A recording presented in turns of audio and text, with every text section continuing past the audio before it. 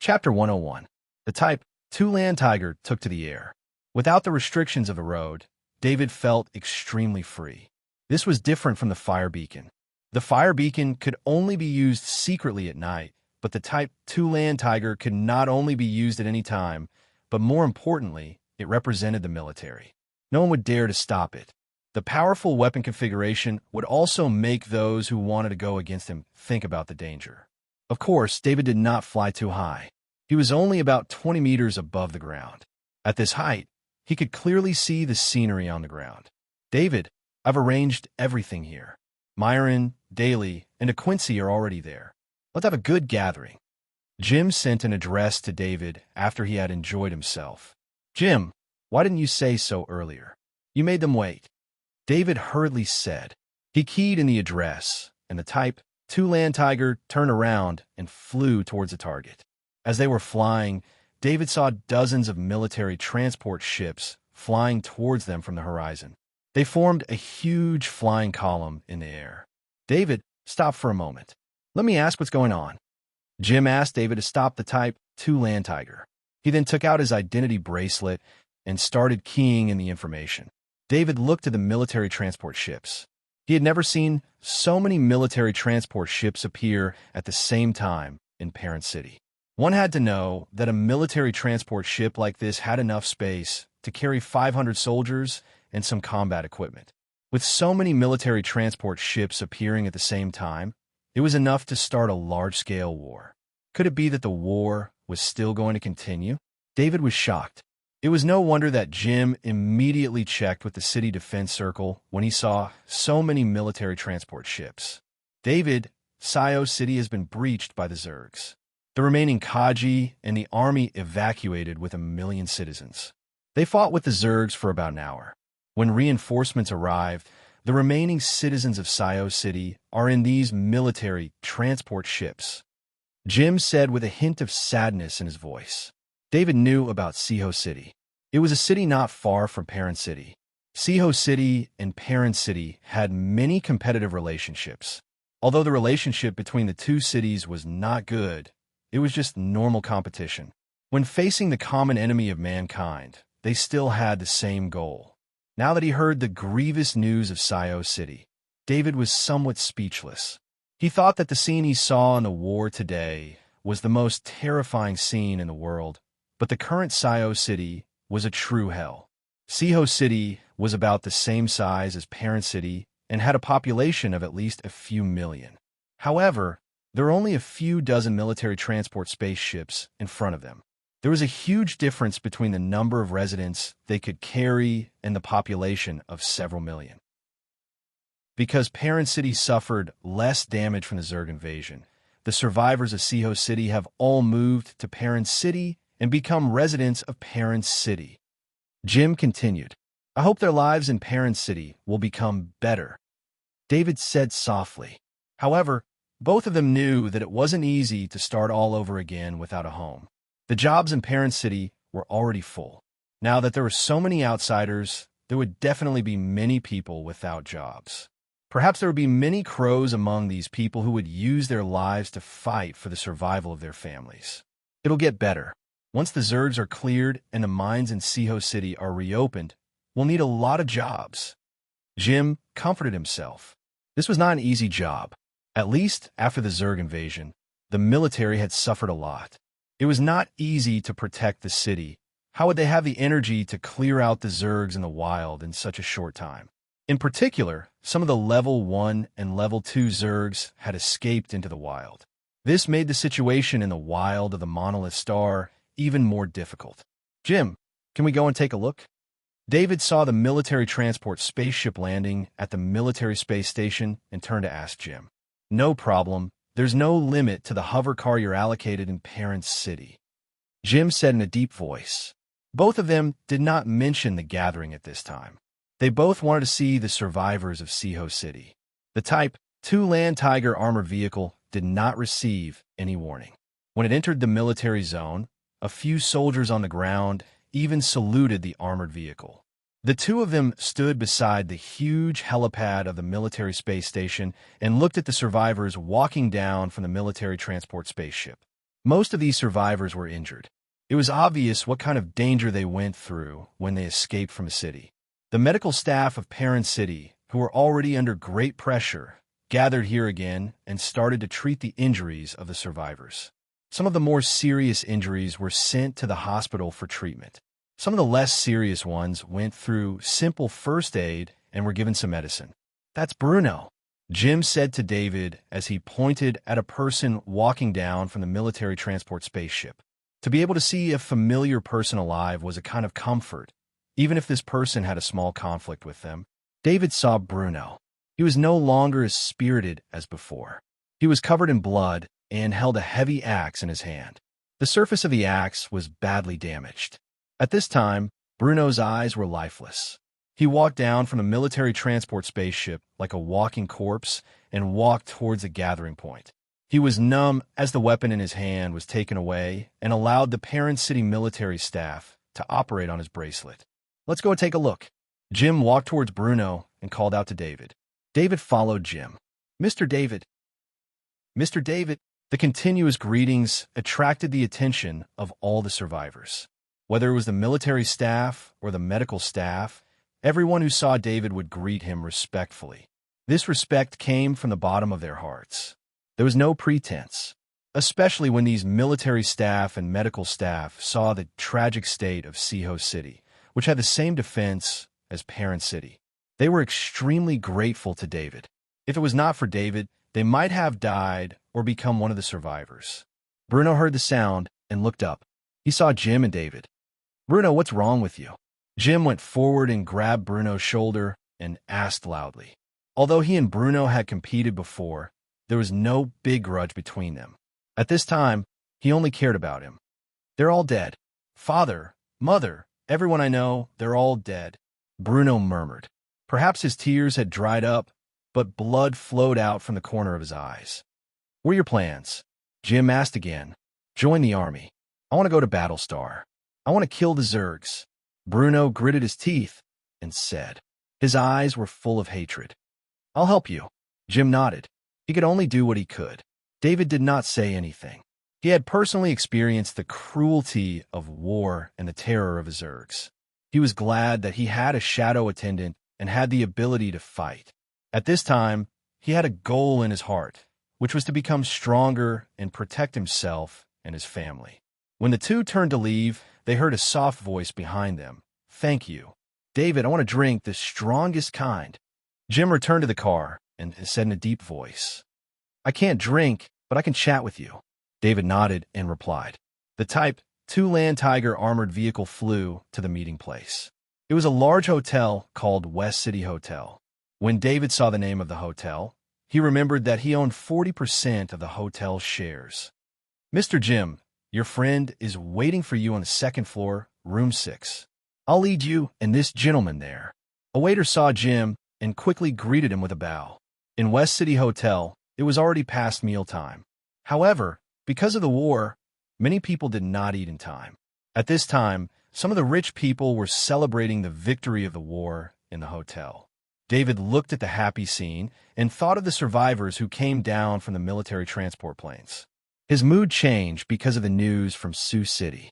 The victory that the people here were celebrating was brought about by him.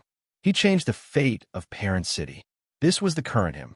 When he became stronger, he could change the fate of more people, not just one city. Chapter 102. "Oh my God, look who's here!" Myron shouted with an exaggerated expression when he saw David. Then he put on a serious face and said, "Welcome, our great hero, David." "Thank you."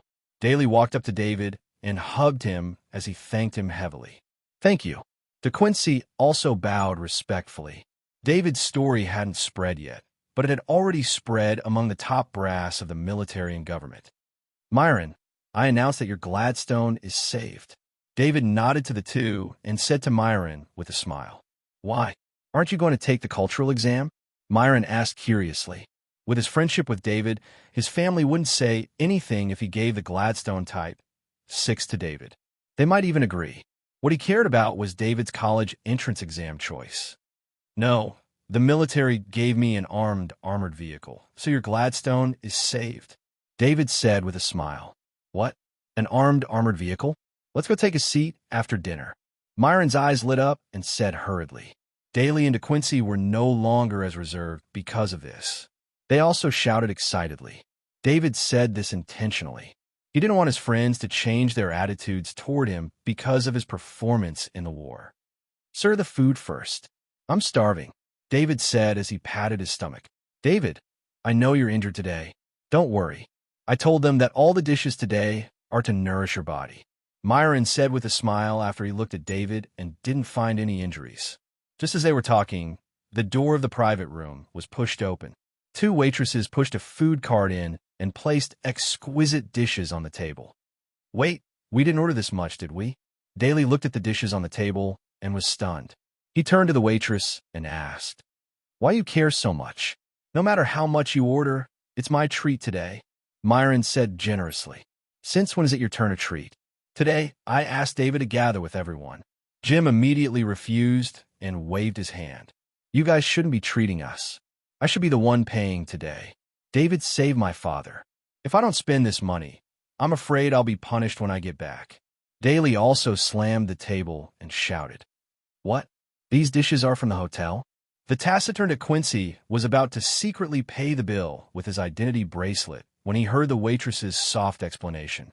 He couldn't help but cry out. That's right. Our manager heard that Mr. David was here for a meal and asked us to deliver these dishes. Our manager said that if outsiders heard that Mr. David was here for a meal, they would destroy the reputation of the Western City Hotel. The waitress explained to DeQuincy respectfully. She was very good with words. After saying this, the two waitresses looked at David with admiration. The young hero was like a hero in a legendary novel. They were just short of being a princess in a novel. Forget it. If that's the case, we'll take turns treating David in the future, Jim said with a smile. David, I'll bring you along when we eat next time, Myron said with a greedy look on his face as he leaned closer to David. In such a lively atmosphere, Jim didn't ask for wine. The friends joked with each other and ate the delicious dishes. In the midst of the lively atmosphere, the door was pushed open again. Who's disturbing the peace? Jim complained casually. As soon as the words left his mouth, he saw a hand patting his head and heard the laughter of his friends beside him. Father, why are you here? Jim felt the familiar strength of the hand and hurriedly said with a smile. David saw First Lieutenant Eaton and First Lieutenant Elmer, the two big shots in the Parent City military. I'm not here to see you. I heard that David is here, so I came to say hi. First Lieutenant Eaton patted Jim's head again and pushed him aside.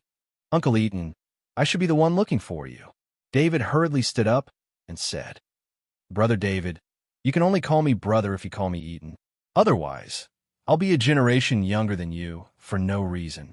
First Lieutenant Elmer glared at him and said with dissatisfaction. His words made Daly's face pale. His good friend had become an uncle. How was he supposed to greet him in the future? David, just call me by my name from now on.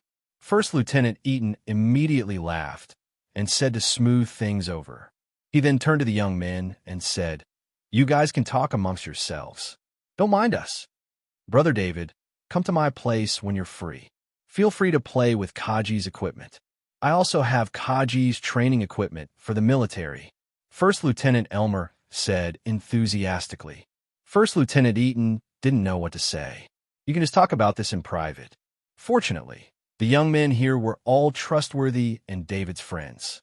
Every piece of Kaji's equipment in the military was classified. At the very least, David couldn't come into contact with those equipment unless he had the corresponding clearance. Even the Kaji's training equipment was the same. Thank you, I'll be there. David nodded with a smile. David, stay in Parent City for a few days. I've already reported your contribution. There should be a reply in a few days. Also, you've just recovered. Pay attention to your diet. First Lieutenant Eaton said softly. The two first lieutenants didn't stay for long. They could see that with them around, the young men wouldn't be able to enjoy themselves.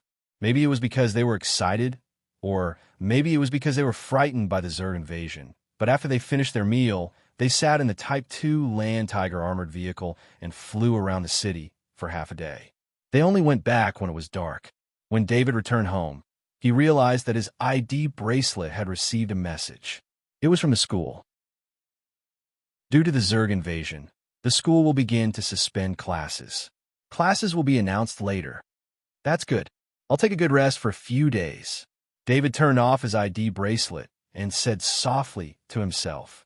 The tiredness of the day, the tension of the war, and the indulgence in the afternoon had drained him mentally. He fell asleep not long after he collapsed on his bed. In an office, Kush sat in front of his optical computer. The display of the optical computer showed David's information. It included the entire process of David's participation in the war that the military had passed to the government. There were achievements and evaluations. David, Kush murmured to himself. His hands were moving quickly on the optical computer. As a police officer, he had more power than ordinary people. He could see a lot of information that others couldn't. Kush was transferred from the Kiev City Police Station to the Parent City Police Station.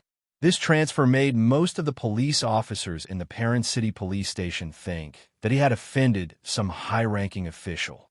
That was why he was transferred from a big city to a small city like Parent City. Kush's position in Parent City did not change. He was still a high-ranking police officer. In Parent City, he was considered a high-ranking official, second only to the sheriff. However, as the city police station was restricted by the city's legal department, there was a huge difference in rank between him and the high-ranking police officers in Kiev City. However, Kush didn't care about this. He came to Parent City for Jeremy and the eternal holy water. He had been in Parent City for a few days. He checked Jeremy's house and a few hidden safe houses. After careful investigation, he came to some conclusions. Firstly, before Jeremy went missing, his important resource, Mr. Stefan, was killed by a long-range sniper on the city wall. David was involved in this, and he was not far from the long-range sniper at that time.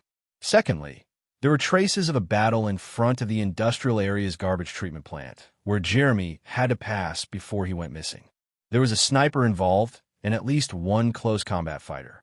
His judgment was supported by a few inconspicuous craters he found, as well as bullets that penetrated the building or the ground, and parts of the hovercar debris. On the street, there were many places where Jeremy exerted force with his feet. Although the traces on the ground were not obvious, this method of exerting force could not escape Kush's eyes. He also suspected that a powerful electronic warfare engineer was involved because all the scanning probes in the industrial area did not detect the battle that night. For this reason, he investigated all the Kaji who had recently entered Parent City. He thought that only the Kaji could threaten Jeremy's life. However, when he found out that David had a powerful sniper ability, he began to suspect that David was involved in the operation against Jeremy. This was the only clue he found so far. Chapter 103. If David did not perform so well during the Zerg invasion, Kush would not have suspected an ordinary student. Kush began to suspect Hans and the connections behind Hans. Based on his judgment, it was more likely that Garen's men were involved. However, as David's sniping ability was exposed, Kush felt the importance of David. To be honest, although David thought that he had handled everything well, he was not a professional and did not notice many details. Under the careful inspection of a professional like Kush, how could he not find some clues? The more Kush investigated, the more he felt that he was on the right track. Therefore, he decided to capture David and interrogate him. He believed that with his interrogation ability, David would not hide anything. If David was an ordinary student, even if there was no Zerg invasion, Kush could use his authority to bring David to the police station for interrogation. However, it was different now. David had killed 3 level 2 Zergs and dozens of level 1 Zergs. He had saved Parent City by himself, and the news had spread like wildfire throughout the city. The military did not intend to hide this, as it was a reward for a hero, and David deserved it. Now that Kush dared to bring David to the police station without a proper reason, what awaited him was the anger of the city's citizens. Even his colleagues in the police station and the legal department would stop him. He had just arrived in Parent City and did not have a stable footing. He did not have the ability to do anything to David. Maybe it's time to find some help, Kush said softly as he entered an address on the optical computer. After many verifications, he entered the mercenary mission station in Monolith Star Skynet. Officer Bob was also in the police station. He was not in a good mood. It was not because of the Zerg invasion. Such a big event had nothing to do with him as a police officer who maintained the safety of the city. Anyone who was about to be promoted but was told that the position was taken by a police officer out of nowhere would be very depressed. Kush was the police officer who had taken away his promotion opportunity. Officer Bob had worked many low-level jobs and accumulated a lot of merits. That was how he got this promotion opportunity. But now all of this had nothing to do with him. Kush's appearance had destroyed his opportunity this time. And the next time there was such an opportunity, there would be more competitors in the police station. It was hard to say if it would be his turn. Officer Bob glanced at the office of the senior police officer. Kush worked overtime as soon as he arrived. It seemed that he wanted to show off. Officer Bob thought maliciously. He looked at the cases in his hands. They were not important cases. Maybe he could pay more attention to Kush and use some small tricks to attack him. On the mercenary mission site of the Monolith Star, a kidnapping mission had appeared. If it were not for the high price of 500,000 credits, no mercenary would have accepted such a mission. There were many types of mercenaries. For example, interstellar mercenaries had their own attack spaceships and had powerful combat strength. Those were only a minority of mercenaries. Most of the mercenaries were private bodyguards, guarding and escorting items. They even helped to track and take photos, find lost pets, and so on. Their lives were not ideal. Of course, not all mercenaries accepted legal missions. They also accepted gray missions. But for a kidnapping mission, most mercenaries still had to consider it. 500,000 credits was enough to make some mercenaries give up on their concerns. There were many greedy mercenaries, and Kush knew how to move them. David slept very well. When he woke up at 6 o'clock in the morning, he felt refreshed. The stiffness in his body was gone, and his whole body was full of energy. The injuries that he had suffered in the battle yesterday had completely recovered. He went to the underground fitness room and started to practice the 18 styles of body art seriously. Although he did not practice last night, it seemed that after experiencing life and death, he felt that he had a better understanding of the 18 styles of body arts. The strength in his body was transforming into one. In his current state, it would not be long before he could break through the shackles of strength. Shadow attendant, come here, he ordered in his heart. The shadow attendant floated to his side. He reached out his hand and pressed on the shoulder of the shadow attendant excitedly. He clearly remembered how many souls the shadow attendant had absorbed in the battle yesterday. 2 level 1 Ripper winged insects, 2 level 2 armored rockworms, 1 level 2 bewitching overmind, and 35 civilian Kaji souls. The other dead Zergs and soldiers were too far away from him, so he could not absorb their souls. But even if it was just these, it was still a huge gain. Shadow attendant, open the attribute panel. He ordered again when he felt the warm energy enter his soul. 35 civilian Kaji. According to his previous estimation, 1 Kaji would provide 0. 1 spirit, so this would be 3. 5 spirit. In addition, there were 2 level 1 Zergs, 3 level 2 Zergs, and 35 civilian Kaji souls with their own abilities. David couldn't wait to know what he had gained this time. The warm energy entered his soul, and the spirit attribute on the attribute panel was increasing at a speed visible to the naked eye. 3, 73, 3, 74, 3, 75. The numbers kept increasing, and David felt his mind becoming clearer. Soon, his spirit reached 4, 99. It was like he had hit a bottleneck, and his spirit did not increase after that. But this time, the shadow attendant had absorbed too much soul energy, and the feedback to David was also more. Ever since he had obtained the spirit seed of the spirit Pierce, he could clearly sense his own soul. This time, he could feel it even more clearly. Originally, his soul was like a piece of nothingness, and it was just a seedling, but now, a square brick had appeared. It was a square brick that had the color of the rocks from the monolith star. Perhaps in David's subconscious mind, only the rocks from the monolith star were the hardest rocks, and the bricks made from those rocks were the hardest bricks. The warm energy that kept flowing informed the first brick, then the second, and the third. The bricks were not controlled by David. They were based on what he saw and heard, and they automatically formed the safest structure in his mind. David did not know what was going on. After some time, a building appeared in his soul. It was a building made of gray bricks, and it looked like a military fortress. In David's subconscious mind, this kind of building style was the safest representation. The seedling was protected by the brick fortress. The moment the fortress was completed, the nothingness quickly shrank like an infinitely big soul, and it all went into the brick fortress. Then, David's soul perception entered the fortress. The fortress did not look big from the outside, but when David's perception went in, he felt an extreme amount of space. This feeling was very strange. He could see the walls, ceiling, and ground of the fortress, but the space inside was not as big as it looked. It felt infinitely big. When the last bit of his soul entered the fortress, his spirit on the attribute panel went from 499 to 50, then 501, and finally stopped at this number. This number was very different from the spirit value he imagined. His soul automatically turned a large amount of soul energy into a fortress. David opened his eyes.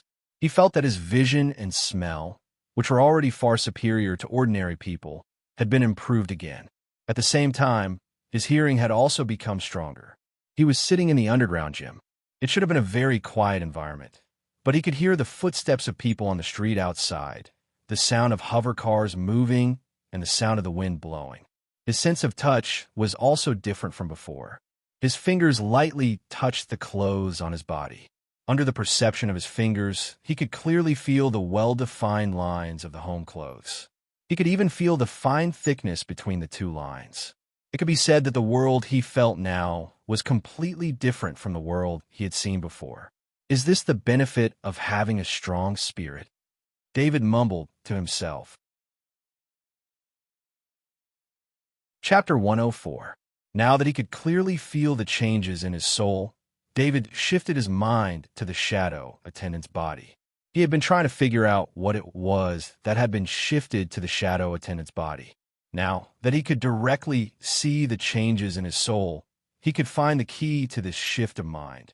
After he shifted a quarter of his mind to the shadow attendant's body, he sensed that the soul fortress in his body had shrunk to about a quarter of its original size. In the shadow attendant's body, he sensed that the soul fortress in his body had shrunk to about a quarter of its original size, as well as the soul in it. He remembered that during the battle, he was attacked by the brainworm. His soul was severely damaged, but the shadow attendant's body was not affected. At this moment, he finally understood that he had only shifted a part of his soul. What if I transfer all of my soul to the shadow attendant's body? David's curiosity was aroused again. He didn't know the relationship between shadow attendant and his soul before, so he knew that this experiment was not dangerous at all. David shifted his mind to the shadow attendant's body. He sensed that a complete soul fortress had appeared in the shadow attendant's body, but he could only sense a small fortress in his original body. It seemed that the connection between them could not be completely broken. In fact, David's situation was unexplainable by any soul expert. The soul could not be divided, and once it was divided, it would be greatly damaged. And the damage to the soul was usually fatal, no matter what kind of life form or race it was. However, the existence of the shadow attendant was an accident that should not have happened. It was affected by David's transmigration. David didn't know if his original body could still exist if he only relied on the shadow attendant's soul to preserve it. Even if he was curious, he couldn't test it, and he wouldn't test it.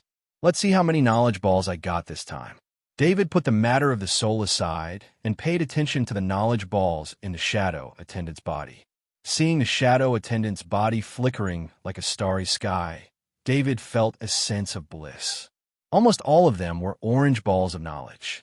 Of course, there were also a few yellow balls of knowledge. He couldn't wait to find out what these balls of knowledge were. Following his thoughts, the shadow attendant automatically changed the display method of the knowledge balls and arranged them neatly. Looking at the information displayed on the light balls of knowledge, his eager heart calmed down, because most of the light balls of knowledge were of little use to him. There were 10 heavy axe mastery light balls, 8 war hammer mastery light balls, 5 shield mastery light balls, and 6 spear mastery light balls. These knowledge balls were all orange, and there were even some red ones.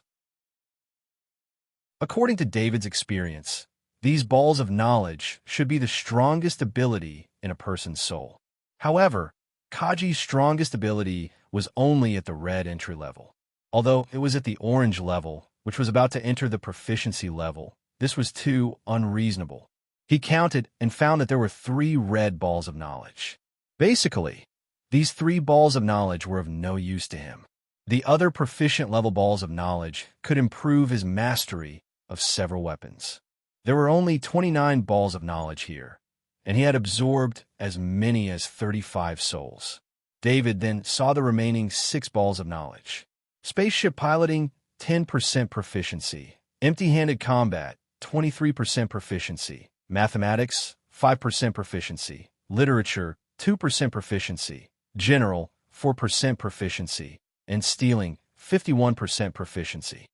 At first, when he saw the yellow balls of knowledge, David was extremely excited. However, when he saw the yellow balls of knowledge, which represented the proficiency level, he understood what a civilian Kaji was. In fact, these civilian Kaji who could be easily controlled by the brainworm were not very strong Kaji. Some of them did not even rely on their Kaji identity to make a living. They had other jobs. Spaceship piloting, empty-handed combat, and even mathematics, literature, and general were all things that David could understand.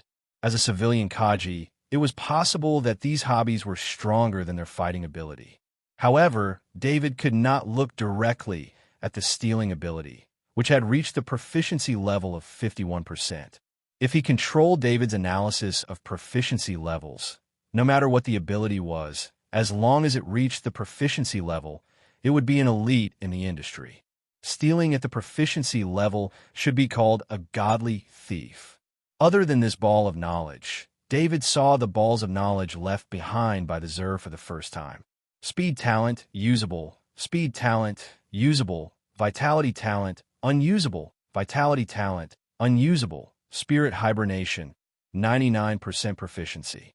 This was also David's first time seeing a ball of knowledge without any proficiency level. Other than the spirit hibernation ball of knowledge, the other 4 balls of knowledge were white in color. According to David's judgment, the 2 speed talent balls of knowledge should have been left behind by the ripping wing bug, and the 2 vitality talent balls of knowledge should have been left behind by the armored rockworm. The last spirit hibernation, 99% proficiency, needless to say, was extracted from the soul of the brainworm. David was faced with a pile of knowledge balls, and for a moment, he did not know how to choose. He first set his eyes on the speed talent, usable ball of knowledge, because these 2 balls of knowledge were white and were more special. He wanted to know what the white balls of knowledge represented. Could it be that they could increase his speed talent? Speed had always been his weakness. If there was a chance, he would definitely try it first. In fact, it was not just him. Even the real Kaji was at a disadvantage when compared to the Zerg in terms of speed. In front of the Zerg, who were good at speed, Kaji would have to maintain perfect coordination to be able to fight against them. David's mind moved, and the shadow attendant sent a white speed talent, usable ball of knowledge into his body. This time, David clearly felt that as soon as the speed talent, usable ball of knowledge entered his body, it began to transform into a strange energy that spread throughout his body. With his current control of his body, especially his various senses that had been greatly strengthened, he felt that his body had become lighter. This feeling was very strange. He was very sure that this was not an increase in strength, because his strength was still at 324 and had not changed. However, he quickly realized that his dexterity on the attribute panel had changed from 2.0 to 2.1. This meant that after using the speed talent, usable ball of knowledge, his dexterity had increased by 0.1. He could not help but think of the shredder-winged bug corpses that were all over the ground. It was a pity that the souls were not absorbed, or his speed would have increased by leaps and bounds. He carefully felt the condition of his body. Other than the 0.1 increase in dexterity, there was no other change. David thought of the shredder-winged bug's strength and speed, and the armored rock bug's strength and defense. And defense came from the body's vitality. This was probably the reason why he had obtained the speed talent, usable, and vitality talent, usable. It could even be said that the brainworm, a bewitching brain, had given him the ability of mind sleep, 99% proficiency. This could be understood as the brainworm, a bewitching brain, having a special ability that was stronger than its various basic attributes. David then ordered the shadow attendant to send another speed talent, usable, ball of knowledge into his body. The same feeling came again. Soon, he saw another change on the attribute panel. His dexterity had reached 2. After obtaining such a direct increase, this made him very envious of the vitality talent, usable, ball of knowledge. However, he did not understand why it was not usable. He tried to let the shadow attendant transfer the vitality talent, usable, ball of knowledge into his body, but there was no change. The vitality talent, usable, ball of knowledge did not merge with his body like the previous balls of knowledge. It remained in its original state. David quickly asked the shadow attendant to take back the vitality talent, usable, ball of knowledge. Although he could not use it, he did not know when he would be able to use it. He knew the importance of his vitality, and increasing his vitality required a large amount of resources. It also required serious training. Chapter 105.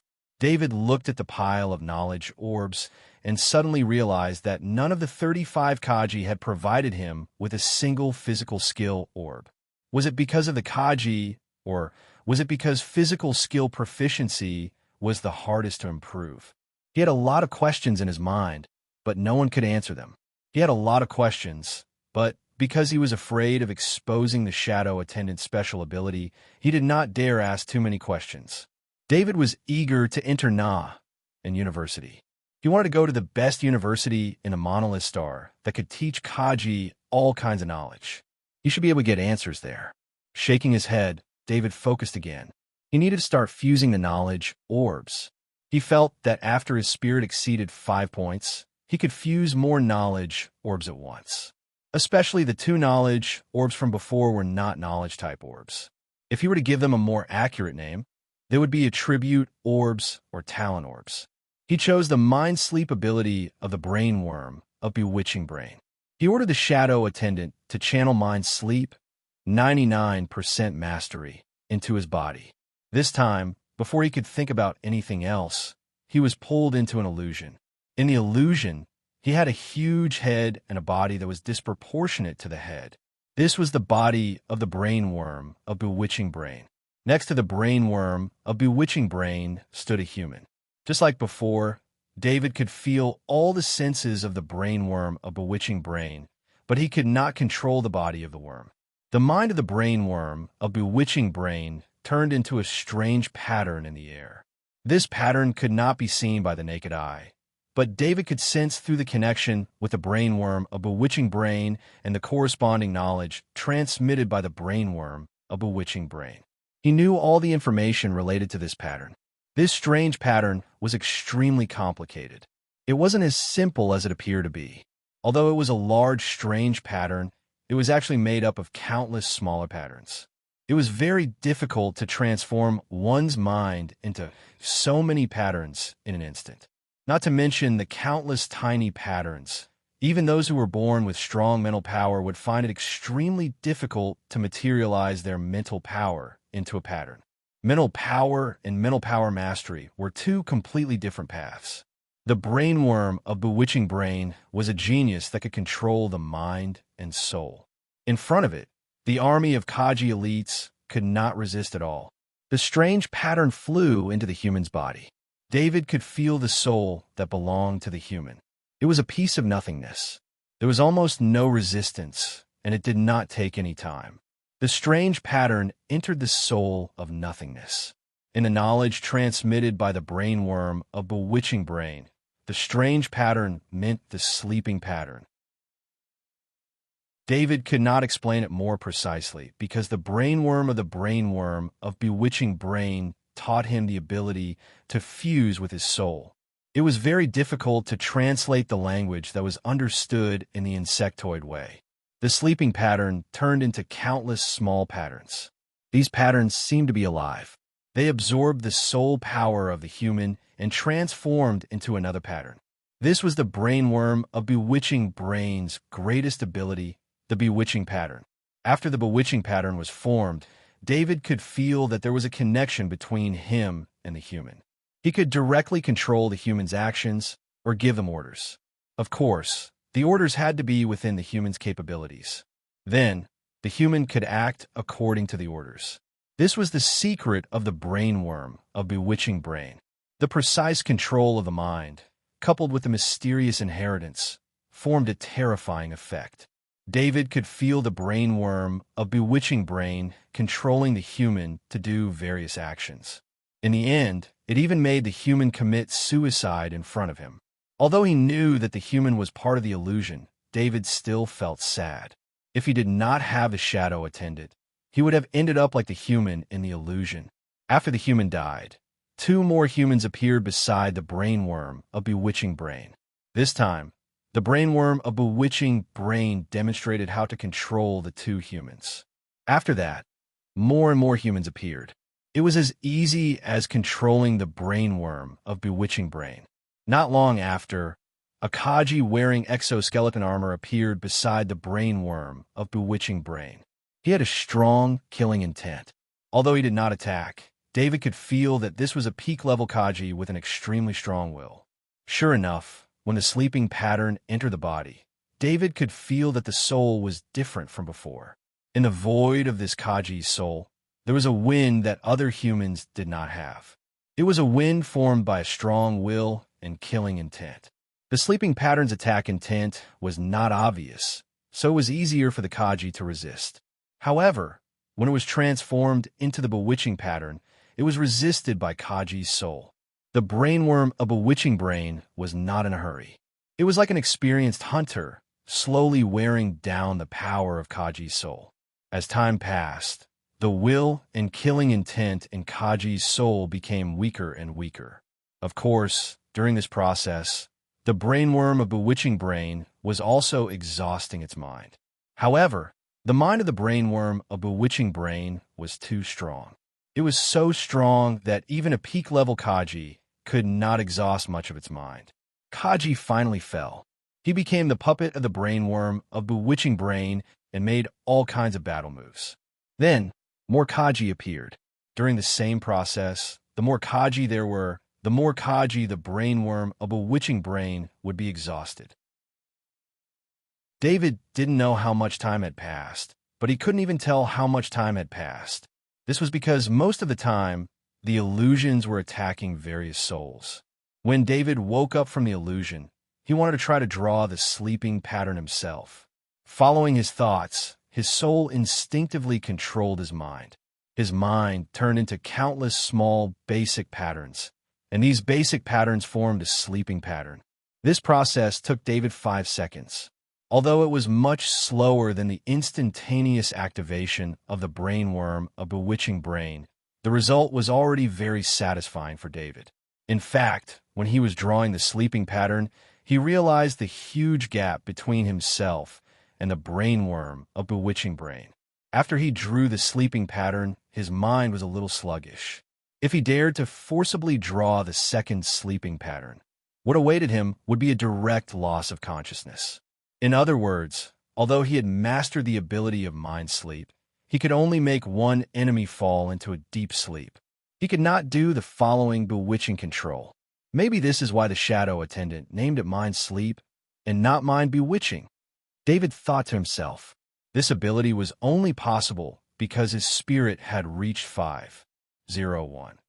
If it was someone else whose spirit had not reached 5 points, even if they learned this ability, they would not be able to activate it. In order to break through the shackles of 5 points of spirit, he had used up 35 Kajis, 2 level 1 Zergs, and 3 level 2 Zerg soul energy. Among them was the brain worm of Bewitching Brain, which had a strong soul ability. The amount of soul energy it could provide should be much higher than other Zergs. It was this amount of soul energy that allowed him to barely break through the limit. He could not imagine what other people would have to encounter to break through the shackles of mind. David stood up. Although he was a little sluggish after using the mind sleep ability, his body felt lighter and his various senses had increased. He felt better than he did now. Looking at the time, it was already 7:30 a.m. It was time for breakfast. He went to the dining room from the basement and sat at the dining table. The AI butler, Emma, was busy preparing breakfast for him. David looked at the table in boredom. His eyes could clearly see that there were some tiny specks of dust on the seemingly clean table. Of course, this required his concentration to be able to do so.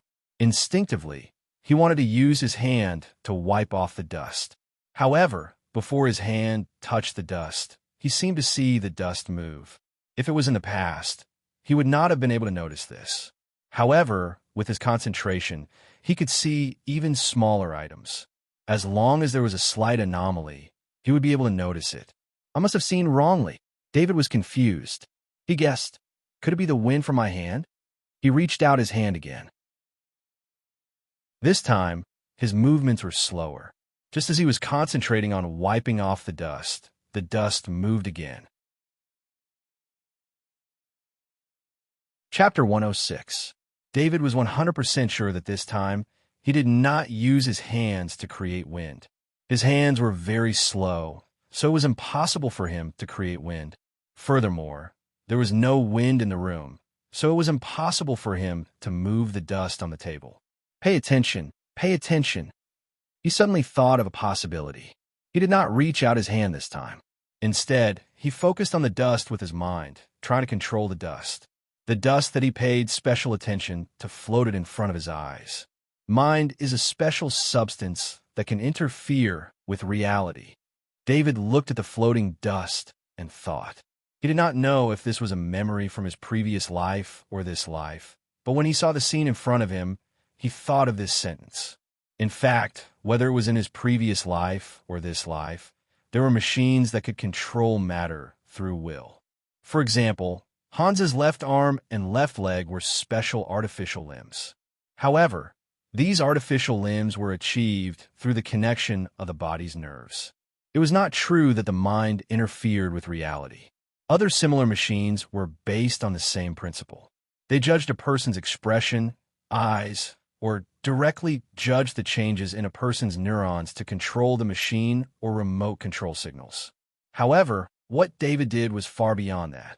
He was truly using the mind to interfere with reality, even though it was just a tiny speck of dust. He wanted to see if his control had improved. He tried to take out a piece of paper and make it move. However, it turned out that his mind could not interfere with reality. Or rather, his soul was still too weak. Right, the shadow attendant can control objects. Could it be that the mind interferes with reality? David suddenly thought of the shadow attendant.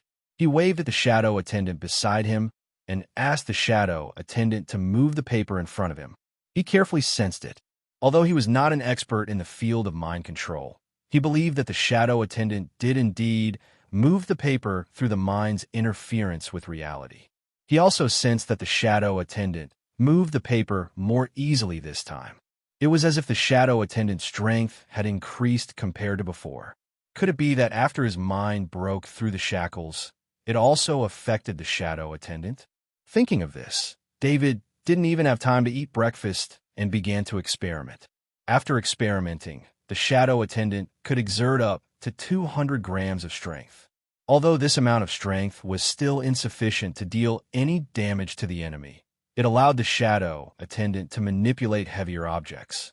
Perhaps one day, the shadow attendant would fight alongside David with weapons, just like how it was described in the sacrificial manual.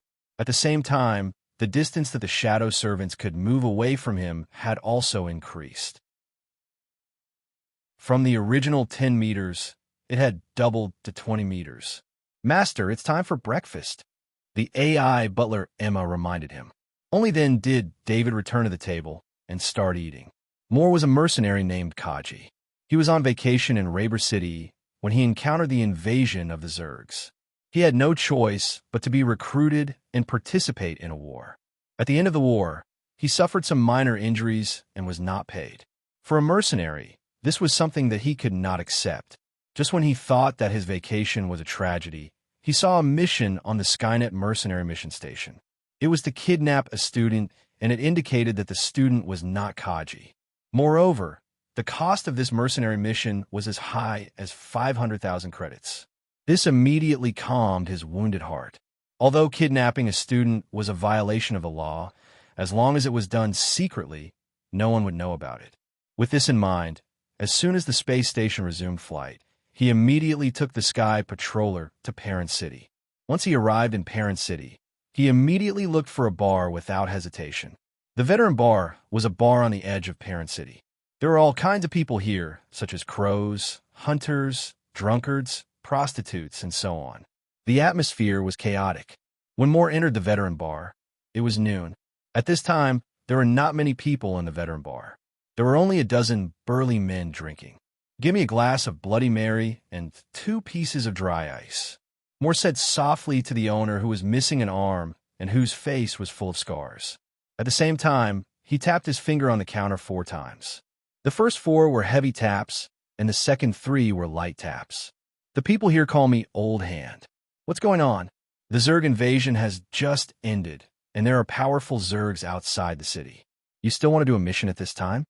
Old Hand said in a low voice as he began to mix the drinks. Moore's behavior just now was a signal for mercenaries to buy information. In all cities, there were places to sell information. It was just that mercenaries had different channels and different information dealers. The Veteran Bar was a more traditional information network. It was formed by retired veterans, and there were many veteran bars in many cities. Old Hand sighed, "I have no choice. I was recruited in Raber City, and they didn't even give me credits to repair my equipment. If I don't find some business, I won't be able to survive." Moore shook his head and said helplessly, "Don't complain to me. I can't pay less for my information." Old Hand said in a low voice as he tapped the counter with his wine glass. "Old Hand, don't worry. This is just a small mission. I won't give you any less credits. I want to know everything about David Kerr," Moore said as he took the Bloody Mary with a light smile. Old Hand's hand movements paused for a moment. His ears twitched slightly as he continued to wipe the counter with his hand. "Just the name won't do. You have to know that there might be someone with the same name," he said in a low voice as he put down the cloth in his hand and retracted his hand under the counter. "He's just a high school student. This information shouldn't be too expensive, right?" Moore replied with a smile. "It's expensive. So expensive that it's enough to buy your life." Old Hand took out a short gun from under the counter. It was a large caliber weapon known as a hand cannon. Although it could not harm a rank 1 Zerg, it was enough to kill any larvae in humans. As a Kaji, Moore's reaction speed was extremely fast. His body quickly rolled away, causing Old Hand's shot to miss. This bastard accepted a mission to harm our hero David. Old Hand looked at Moore as if he was looking at a dead man. He did not chase after Moore, but instead shouted loudly. Moore's weapon was in the box in his hand. However, he did not have time to open it. The 10 or so men in the bar surrounded him. Some carried chairs, while others took out their own weapons. An alarm sounded in the Veteran Bar. This was Old Hand's call for help. It meant that the bar was under attack. In this area, due to the complicated situation outside the city, the mines had not yet started work. Most of the workers were on holiday, and the crows did not leave the city. Therefore, when the alarm sounded, the entire area was in an uproar. Hundreds of people armed with all kinds of weapons gathered in the Veteran Bar. "Be careful. Don't let him open the box. He's a Kaji." Old Hand was very experienced. He fired a shot at Moore's box, causing Moore to fail in his attempt to open the box. Moore smashed the incoming chair with a punch and dodged a dagger stabbing at him. "I'm a legal mercenary. Why did you attack me?" he shouted angrily. These people were not very strong. As long as he was given some time, he was confident that he could take care of these men. However, The one he hated the most was Old Hand. Every time he was about to win, Old Hand would use his hand cannon to force him to retreat. Haha, you're still asking why we attacked you? Whether you're a legal mercenary or a Kaji, you won't be leaving Parent City alive today. If you want to harm David in Parent City, you'll have to ask all of us in Parent City. Old Hand replied loudly. Who wants to harm David? There was a hubbub of voices outside the door. One by one, people with firearms rushed in. Those who could not enter surrounded the veteran bar. Can you tell me why? Moore asked Old Hand. He let go of the box in his hand and raised both his hands. According to the rules of the veteran bar, as well as the rules of the business of selling information, information traffickers like the veteran bar were not allowed to interfere with mercenaries. They were not allowed to directly attack mercenaries. Doing so would damage the reputation of the veteran bar. Because the person you're looking for is David Kerr, the hero of this city, Old Hand said in a low voice. Chapter 107. Officer Bob looked at the body, lying in a pool of blood, and shook his head slightly. This is the fourth one, right? The young policeman beside him said softly. It had only been 3 days since the Zerg attack, and the entire Parent City had not fully recovered. The new survivors were still settling down, and the tension had just passed. But at this time, there were 4 cases where mercenaries were beaten to death by angry people because they accepted the mission to kidnap David. These mercenaries who did not know much about David were all discovered when they went to buy information from the information dealers, and then they were surrounded and killed. In the city, Kaji, who did not wear the exoskeleton armor, could not defend himself when surrounded by so many people. Now, there were many people around the information dealers, waiting for the mercenaries who wanted to buy David's information to appear. Treat it as attempted murder, same as the previous 3. Officer Bob nodded and ordered. His eyes swept across a police hover car not far away. It was Senior Officer Cush's hover car. Out of professional instinct, Officer Bob saw the strange expression on Cush's face. Under such circumstances, it was normal for Senior Officer Cush to be at the scene, and it was also an opportunity for him to perform. After Cush arrived at the scene, he just looked at it from afar.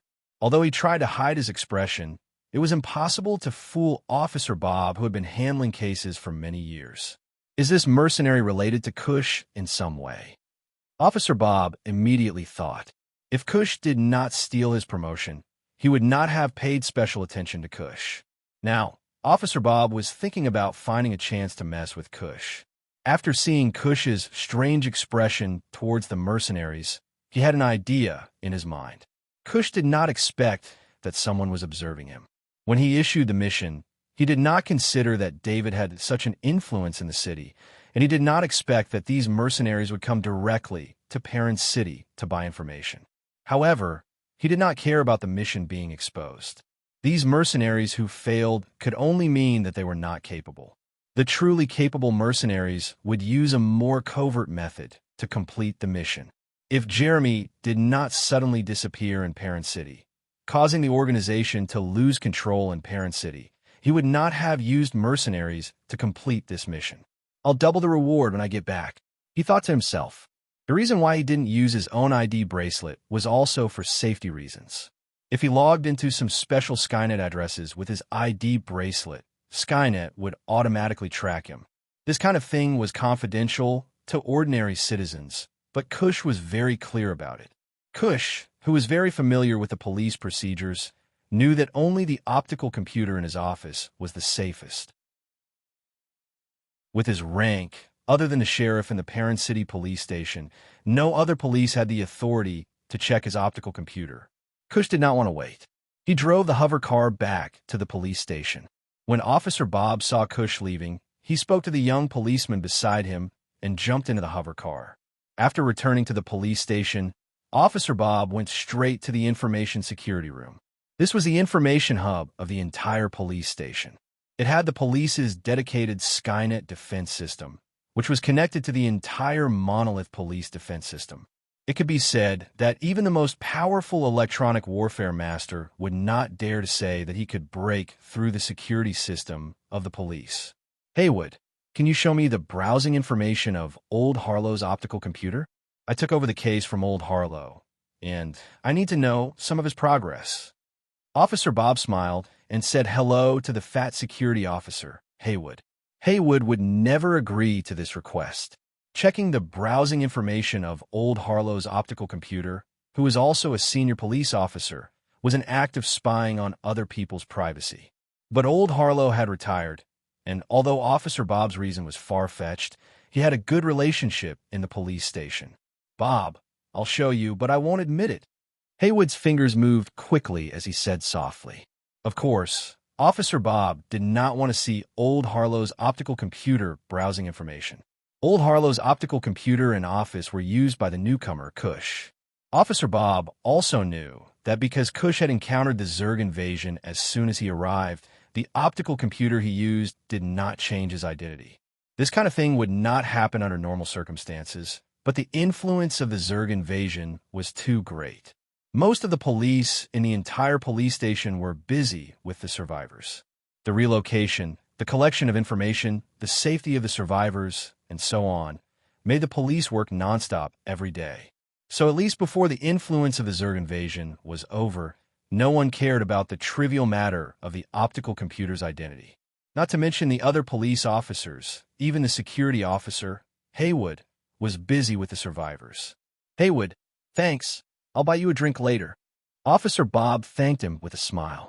Okay, it's all here. Look at it yourself. I'll go over there. Haywood waved his hand and asked Officer Bob to sit down. He then walked to the side and said, Officer Bob looked at the information on the optical computer. It was old Harlow's optical computer browsing history. His fingers moved quickly, and he quickly found the information records after Cush came to the police station. Seeing that it was indeed the same as what he had imagined, he clenched his hand tightly. Of course, he knew that if this was discovered, it would definitely cause dissatisfaction among the police officers. No one wanted to have a police officer who investigated their superiors. However, he was unwilling to let his position be taken away from him.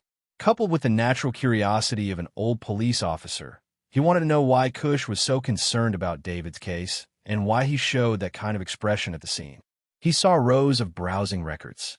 His expression was extremely confused because he saw that when Cush came to Parent City, he did not look for information related to his job. Instead, he looked like he was investigating something. From the case of Mr. Steffen's murder to the case of a fitness trainer named Jeremy not long ago, almost all of his inquiries revolved around these two cases. If it was other people who saw these browsing records, they would not have much of a connection. However, Officer Bob was different. He had handled these two cases before, so he naturally knew what information was related to these two cases. Especially in the browsing records, he saw that Cush had checked David's information many times. Just 3 days ago, before the first mercenary was killed by the angry crowd for buying David's information, Cush actually logged into the Skynet mercenary station once. Officer Bob looked at Haywood, who was busy. He moved his fingers and copied all the information into his identity bracelet. Although this information made him suspect that Cush was related to David's kidnapping mission on the mercenary station, he knew very well that there was no way to expose Cush with this evidence alone. On the contrary, he might get into trouble because of this. Haywood, thank you, I'm leaving. Officer Bob stood up and said to Haywood.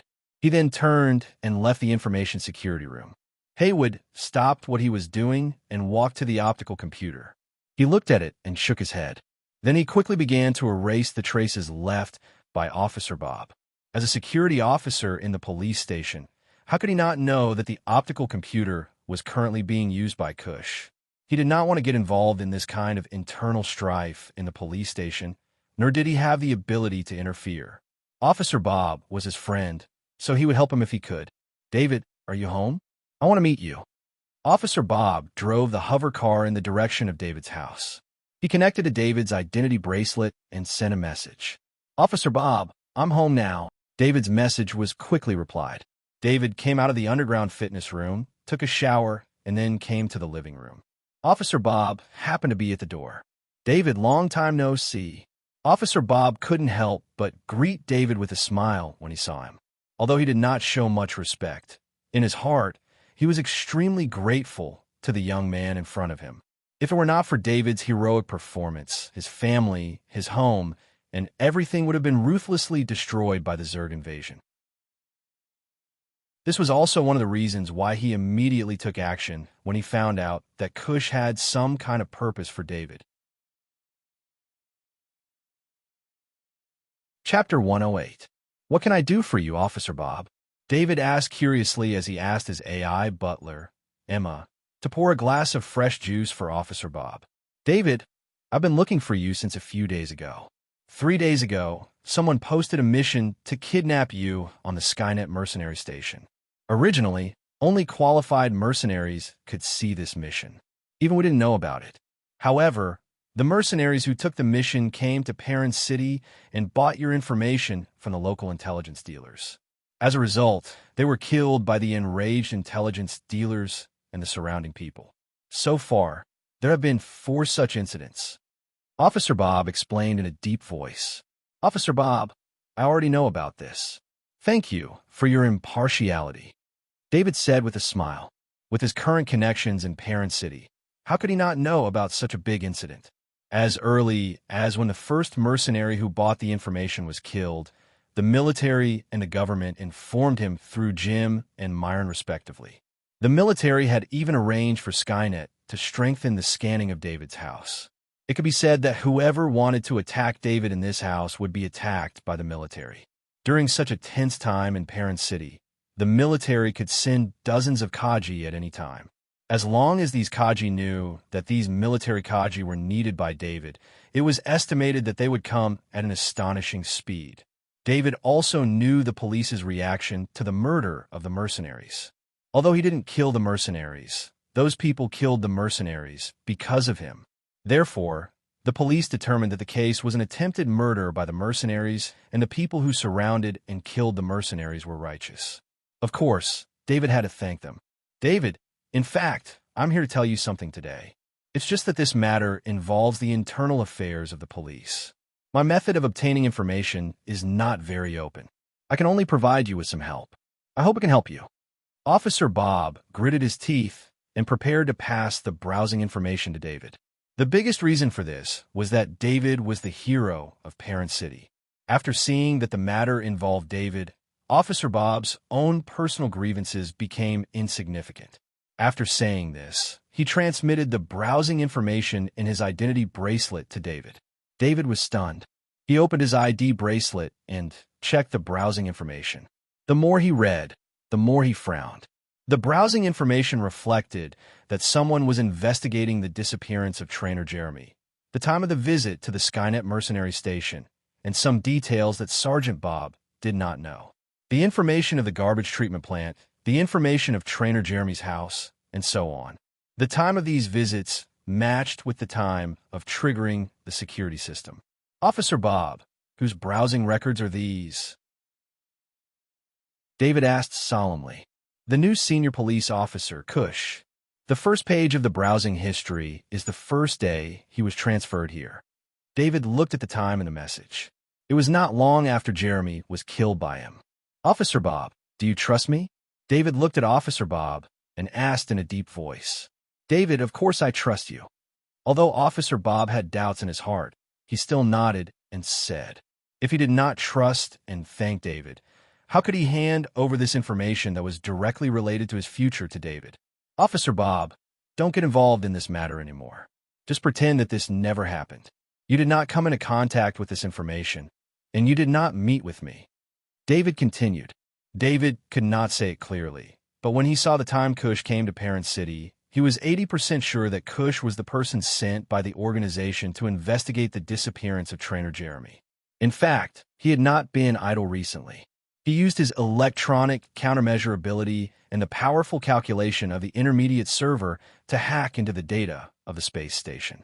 Through the data there, he also wanted to find the person sent by the organization to investigate the disappearance of Trainer Jeremy, but he had not found the suspect.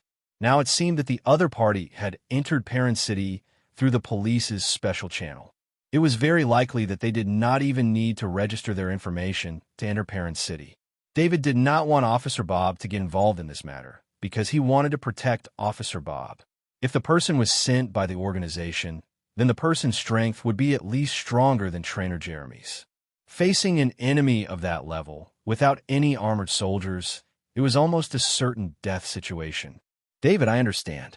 I will erase all the information. Officer Bob nodded and said. He did not treat David as an ordinary student. David possessed a terrifying sniping ability. He had killed 3 Rank 2 insectoids and dozens of Rank 1 insectoids during the war. He was also a hero who had saved the city. No one would treat him as an ordinary student.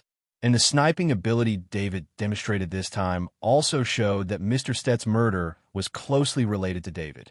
Although the case had been closed a long time ago, some people who were involved in the case still knew very well. At such a young age, he could do such a big thing, and at the same time, he had a very deep relationship with the military and the government. Officer Bob did not dare to underestimate David. Officer Bob, I won't say any more words of thanks. After this matter is over, I will express my gratitude. David stood up with a smile and said as he saw Bob off. After sending Officer Bob off, David looked at the information on his identity bracelet and began to think about how to deal with the organization's investigator. In his heart, he had already determined that the organization's background was extremely powerful. Now it seemed that the other party was already suspecting him. Unfortunately, his strength had not broken through yet. Of course, even if he had broken through, he did not have the exoskeleton armor to arm himself.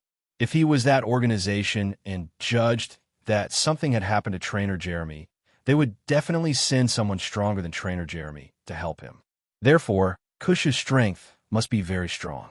Without the exoskeleton armor, it was almost impossible to be his enemy. However, it was different this time. Parent City was his home ground. He had the protection of the military. The other party did not have the opportunity to directly make a move. Otherwise, the other party would not have directly given him a mercenary mission. Thinking about the mercenary mission, David had a headache. He did not think that all the mercenaries were stupid. With the previous example, the mercenaries would not be stupid enough to buy information again. These mercenaries did not have any scruples. As long as there was a chance, they would take action against him.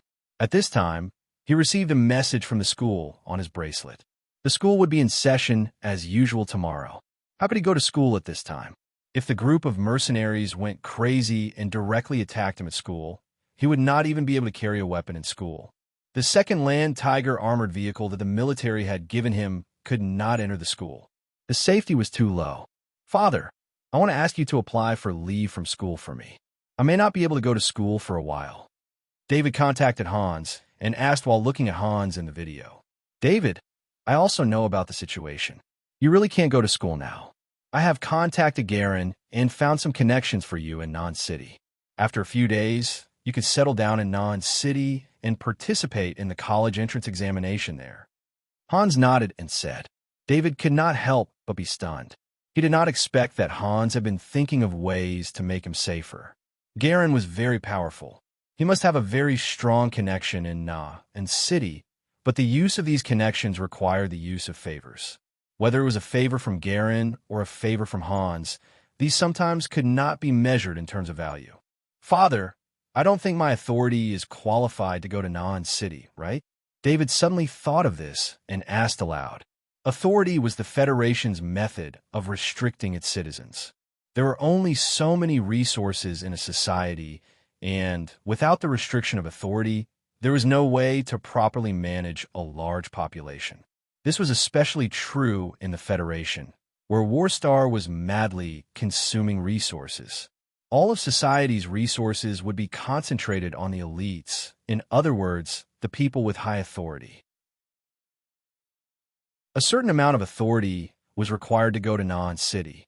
David already knew this, and no matter how many connections Hans had, no one had the ability to forcefully increase someone's authority. Authority could only be obtained through various tests. David, you will be able to obtain your first Federation authority tomorrow. Hans proudly said, My reward from the military has arrived? David immediately reacted and asked, Chapter 109. On the 4th of February, the largest conference hall of Parent City's government was filled to the brim. Representatives of various departments, schools, factories, mines, and so on sat on both sides. In the middle of the hall were hundreds of soldiers. These soldiers were all wearing military uniforms, and their expressions were solemn. It had been 4 to 5 days since the battle, and there were still some soldiers with injuries. Steel braces were used to stabilize their broken limbs, but this did not affect their proper sitting posture. Of course, there was a figure in the front row of the military area that stood out the most, because it was David in his Federation uniform. When David arrived in the morning, he was arranged to sit here. He was supposed to sit in the schools area, but First Lieutenant Eaton had designated him to sit in the front row of the military area. In the warm applause, the military's First Lieutenant Eaton, First Lieutenant Elmer, Mayor Bernard, Deputy Mayor Jasper, and several other officials walked up to the podium. First Lieutenant Eaton did not sit with the other officials. Instead, he went to the host's seat in front of the podium. Everyone, Parent City has experienced the most severe insectoid invasion in the past 20 years. After our strong resistance and vigorous counterattack, Parent City has successfully defeated the insectoid invasion. First Lieutenant Eaton's voice was amplified by the host's seat, and it echoed throughout the hall. With the approval of the Monolith Star Military District and the Federal High Command, the military and individuals who have performed heroically in defending Parent City will be rewarded. Warm applause rang out in the hall again. The Federation valued meritorious service the most, and it was also the fastest way to advance. The Interstellar Federation's population base was extremely large. Apart from a very small number of high-ranking military academy students who would be qualified as officers upon graduation, most of the officers were promoted through meritorious service. Even those who graduated from high-ranking military academy could not be promoted without meritorious service. Compared to ordinary people, meritorious service was the fastest way to raise one's social status. First of all, on behalf of the military, I would like to thank the citizens who responded to the call. This time, 53 civilian Kaji were recruited by the military to participate in the war. 39 of them died in battle. The Monolith Military District has posthumously awarded these 39 civilian Kaji as the souls of the Federation. Their children will receive free education until they graduate from university and will have priority in applying for military academies. First Lieutenant Eaton said in a deep voice. Although there had always been rumors in Parent City that the battle a few days ago was extremely tragic, no one would have thought that the powerful Kaji army would have 39 civilian Kaji army dead. Almost half of the civilian Kaji army that had been recruited had died. In the eyes of ordinary people, Kaji, who was wearing the exoskeleton armor, was the representation of power. After Lieutenant Eaton's announcement, several staff members led the crying family members to the stage to receive the honor that belonged to the 39 civilian Kaji.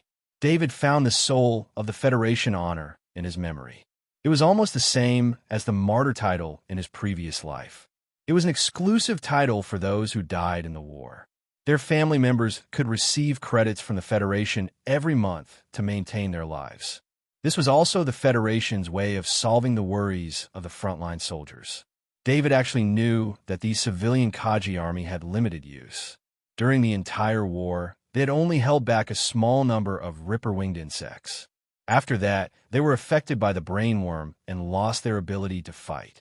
35 Kaji army had even become the brainworm's slaves. However, the military had to reward the civilian Kaji army that had died. Otherwise, it would be difficult to recruit civilian Kaji army to participate in the war when needed. David sat up straight and maintained the same posture as the soldiers beside him. The rewards were given out one after another, from the medics who had no fear of death to the soldiers who had defended the city walls to the death. However, David realized that apart from the rewards given to those who had sacrificed themselves, only the soldiers who had contributed the most were rewarded. Until the announcement of the Kaji Army's rewards, all the rewards were ordinary military merits without medals. David thought of something he had heard before.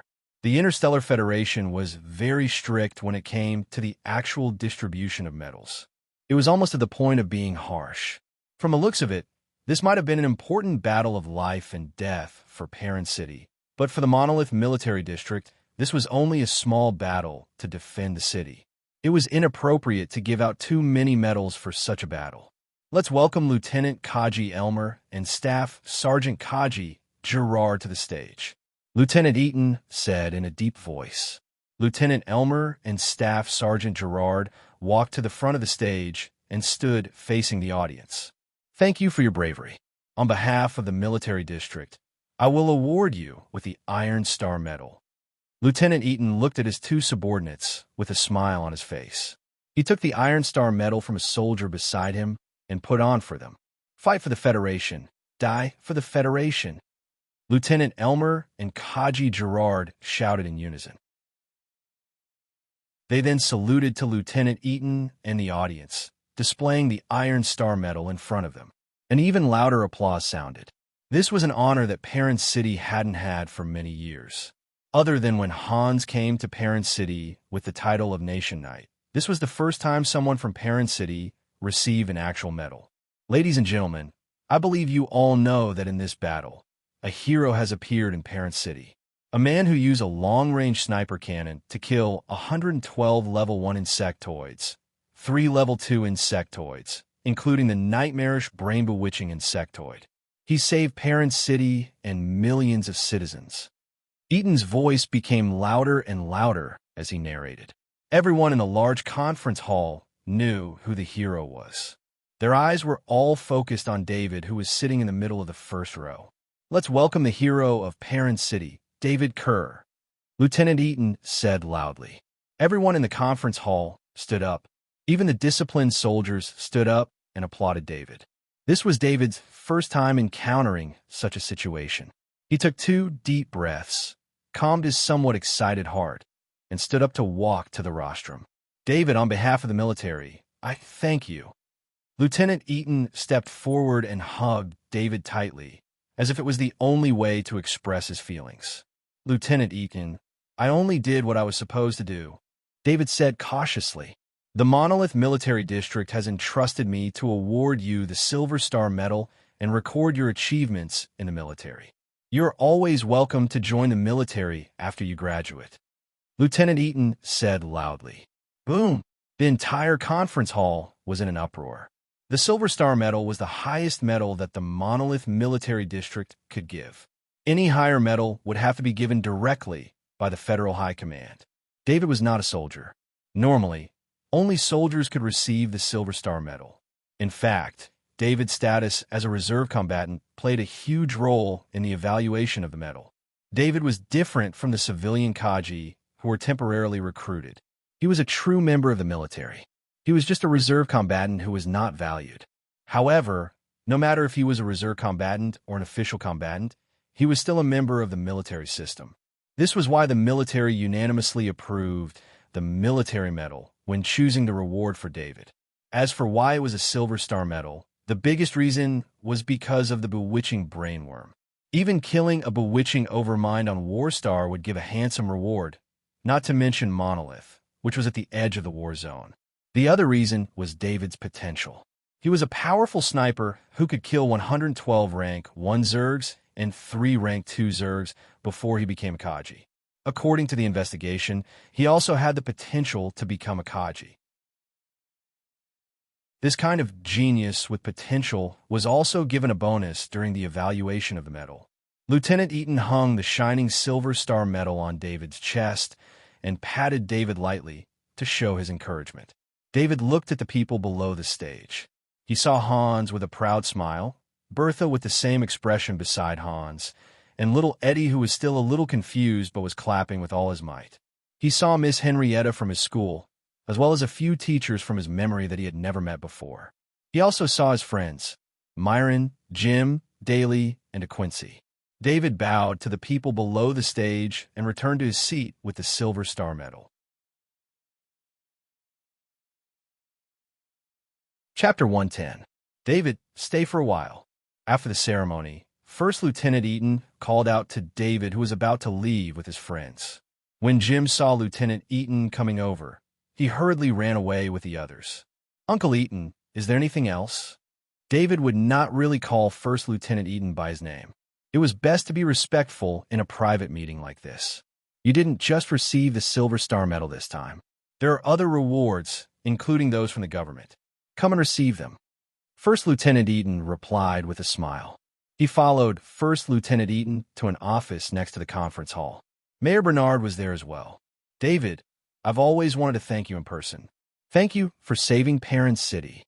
Mayor Bernard stepped forward and hugged David gratefully. David was not used to this kind of etiquette, but it was the closest form of etiquette an elder could give to a junior. Both First Lieutenant Eaton and Mayor Bernard treated David as their own child. Mayor Bernard's gratitude was the strongest. He had seen the post-battle video from Scio City. The city had been blasted into ruins by the main antimatter cannon fired by the monolith military from space. There were no longer any signs of life. This attack had not only destroyed the insectoids that had entered Scio City, but had also destroyed the city's survivors and the Scio City residents' homes. If it had not been for David, Parent City would have suffered the same fate as Scio City, becoming a pile of rubble, especially since he had received even more information. The loss of the monolith star this time was beyond everyone's imagination. A series of investigations had begun, from Warstar to the space fleets to the administrative and military planets of the front lines. Many people would be investigated for the insectoid invasion. In this series of reports, Parent City, a small city without a powerful presence to protect it, had achieved great results. This was the main reason why David was able to receive the Silver Star Medal. David had truly brought honor to the monolith military district. "David, the Parent City government has decided to reward you with a spaceship. I didn't choose for you. Young people like you have different foresight from me. This is the catalog. Let me know after you've made your choice. Don't save us credits. This is an expense that all the citizens of Parent City are willing to pay." Mayor Bernard released David and said with a smile, "It wasn't that the government didn't want to give out more rewards, but David was still a student. He had to go to university in the future. Some rewards for adults wouldn't help David. Therefore, after a discussion, the Parent City government decided to give David a spaceship, which was the dream of every young man. As for the social authority to pilot the spaceship, they did not need to worry about it." Ever since David received the Silver Star Medal, his social authority had automatically risen to level E. The social authority of the Interstellar Federation was very detailed. An ordinary adult citizen's social authority was level F-. Only after making enough contributions would their social authority be upgraded to level F. Only those with level F social authority could apply for the right to travel within the planet. Of course, there were some cities that had higher social authority. For example, Non-City didn't have level F plus social authority. They couldn't even visit the city. This was not because all the citizens of Non-City had level F plus or above. The ordinary citizens there were the same as the citizens of other cities. It was just that their living environment was more comfortable and safe. There were also some exceptions. Those who were invited by organizations with enough status could temporarily enter the city without the restriction of social authority. This was the same situation when David was invited by the Titan Financial Group to participate in the auction in Ljuba City. Owning and piloting a spaceship required level E-. David's social authority was sufficient. This was also the basis for the Parent City government's decision to give him the spaceship. Mayor Bernard sent a document to David's identity bracelet. When David opened it, he saw that it was all information about spaceships. Of course, these spaceships were not super luxurious. The spaceship's value was about 2 million credits, and the highest would not exceed 3 million credits. However, spaceships were not something that ordinary people could buy with money. The relevant procedures were extremely complicated and cumbersome. At the same time, the approval time would make many people feel helpless. However, it was different if the Parent City government operated the spaceship. All the procedures were coordinated by the city government. The procedures were relatively simple. At the same time, with the Parent City government's relationship, the spaceship could enter the monolith city without any checks. David looked at the spaceship's image and description. From small spaceships used for entertainment purposes to medium-sized commercial spaceships, almost everything was available here. Especially considering David's youthful style, many of them were the latest models. David did not choose the spaceships with more entertainment functions. Instead, he chose the more practical commercial spaceships. These spaceships had more space and the ability to fly at high altitudes. In terms of safety, they were quite good. The Titan S-600 transport spaceship was a spaceship with enough cargo space to accommodate the beacon. The top of the spaceship could be opened to form the largest cargo entrance. At the same time, this was a product of the Titan Financial Group. Its reputation was one of the better ones among all the spaceships. Its price was 2.6 million credits, which was considered a high-end spaceship among the spaceships Mayor Bernard had given him. "Uncle Bernard, I choose this spaceship," David said as he sent the information about the Titan S-600 transport spaceship back to Mayor Bernard. "David, I already said that you don't have to save money for us." Mayor Bernard could not help but shake his head and laugh when he saw the price. "I'm not being courteous. I like this style very much," David confirmed. "All right, I'll complete the delivery as soon as possible. The procedures will also be done through the express route." Mayor Bernard nodded when he saw David's persistence. "David, the Titan S-600 transport spaceship is not bad. It's a good choice for a man. Those spaceships used for entertainment are just toys," Lieutenant Eaton said with a smile, appreciating David's choice. "David, I'll be leaving first. Don't be so courteous with the military," Mayor Bernard said softly as he glanced at Lieutenant Eaton. He then patted David's shoulder lightly. After Mayor Bernard left, Lieutenant Eaton took out an alloy box and placed it in front of David. "David, these are the strengthened meat of 6 level 2 insectoids. I don't have the right to give you the materials, but I'll keep the strengthened meat," Lieutenant Eaton said as he patted the alloy box. David knew the military's rules. All the spoils of war must be handled in a unified manner. The important materials must be handed over, and only the less important spoils of war would be distributed among the soldiers. This was to ensure that there would not be any incidents of looting during the war, and to maximize the military's combat power. "Thank you, Uncle Eaton." David thanked him. 6 level 2 insectoids strengthened meat meant that all the strengthened meat of the 3 level 2 insectoids were here. Although the level 2 insectoids' bodies were huge, the strengthened meat only contained more energy. Its volume would not increase. At the same time, level 2 strengthened meat rarely appeared in the market. It was almost impossible to find it in Parent City. The reason was that level 2 strengthened meat could be used to make strengthening potions. A level 2 insectoid's strengthened meat could be used to concoct up to 10 bottles of strengthening potions. The benefits of selling level 2 strengthened meat far exceeded selling level 2 strengthened meat directly. Of course, this also had to do with the fact that the level 2 strengthened meat that was not concocted with strengthening potions would be reserved for geniuses who were heavily nurtured by other forces, or for those with high status. Now, David needed the level 2 strengthened meat to speed up the energy absorption process and speed up the energy conversion process. You've killed more than 100 level 1 insectoids this time. I was going to apply for a level 1 weapon for you, but after knowing that you already have 2 level 2 long swords and a level 2 spear, I decided to apply for a landline exoskeleton armor for you, Lieutenant Eaton said to David with a smile. "Uncle Eaton, you applied for an exoskeleton armor for me?" David could not believe his ears. He did not expect the military to prepare a standard exoskeleton armor for him. Don't celebrate too early. The landline exoskeleton armor can only be used by Kaji. You must be qualified to be a Kaji before you can open the box.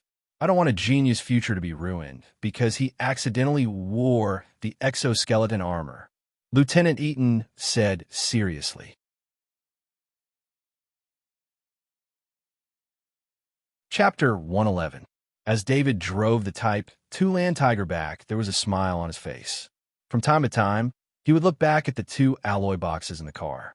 There were 2 boxes one big and one small. The big one was the landline exoskeleton armor, but it was locked and could not be opened. At the same time, the military landline exoskeleton armor was also locked onto David's identity. Other Kajis could not use it at all. It was already a special reward from the military to give David one of these exoskeleton armors. This was also because First Lieutenant Eaton used his connections to tell the higher-ups about David's talent and physical skills. Of course, this kind of reward would not be announced to the public. Just like the Titan S-600 transport spaceship that the government prepared for David, it would only appear in the records and would not be announced to the public. Since David would own the Titan S-600 transport spaceship, First Lieutenant Eaton gave David the Land Tiger that he was currently driving to David.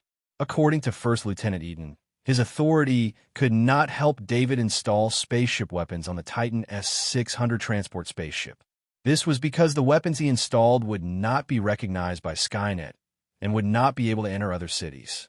Therefore, he gave the Land Tiger to David so that David's Titan S-600 transport spaceship would have some means of resistance in the event of a situation. Just as David was feeling happy, he suddenly frowned.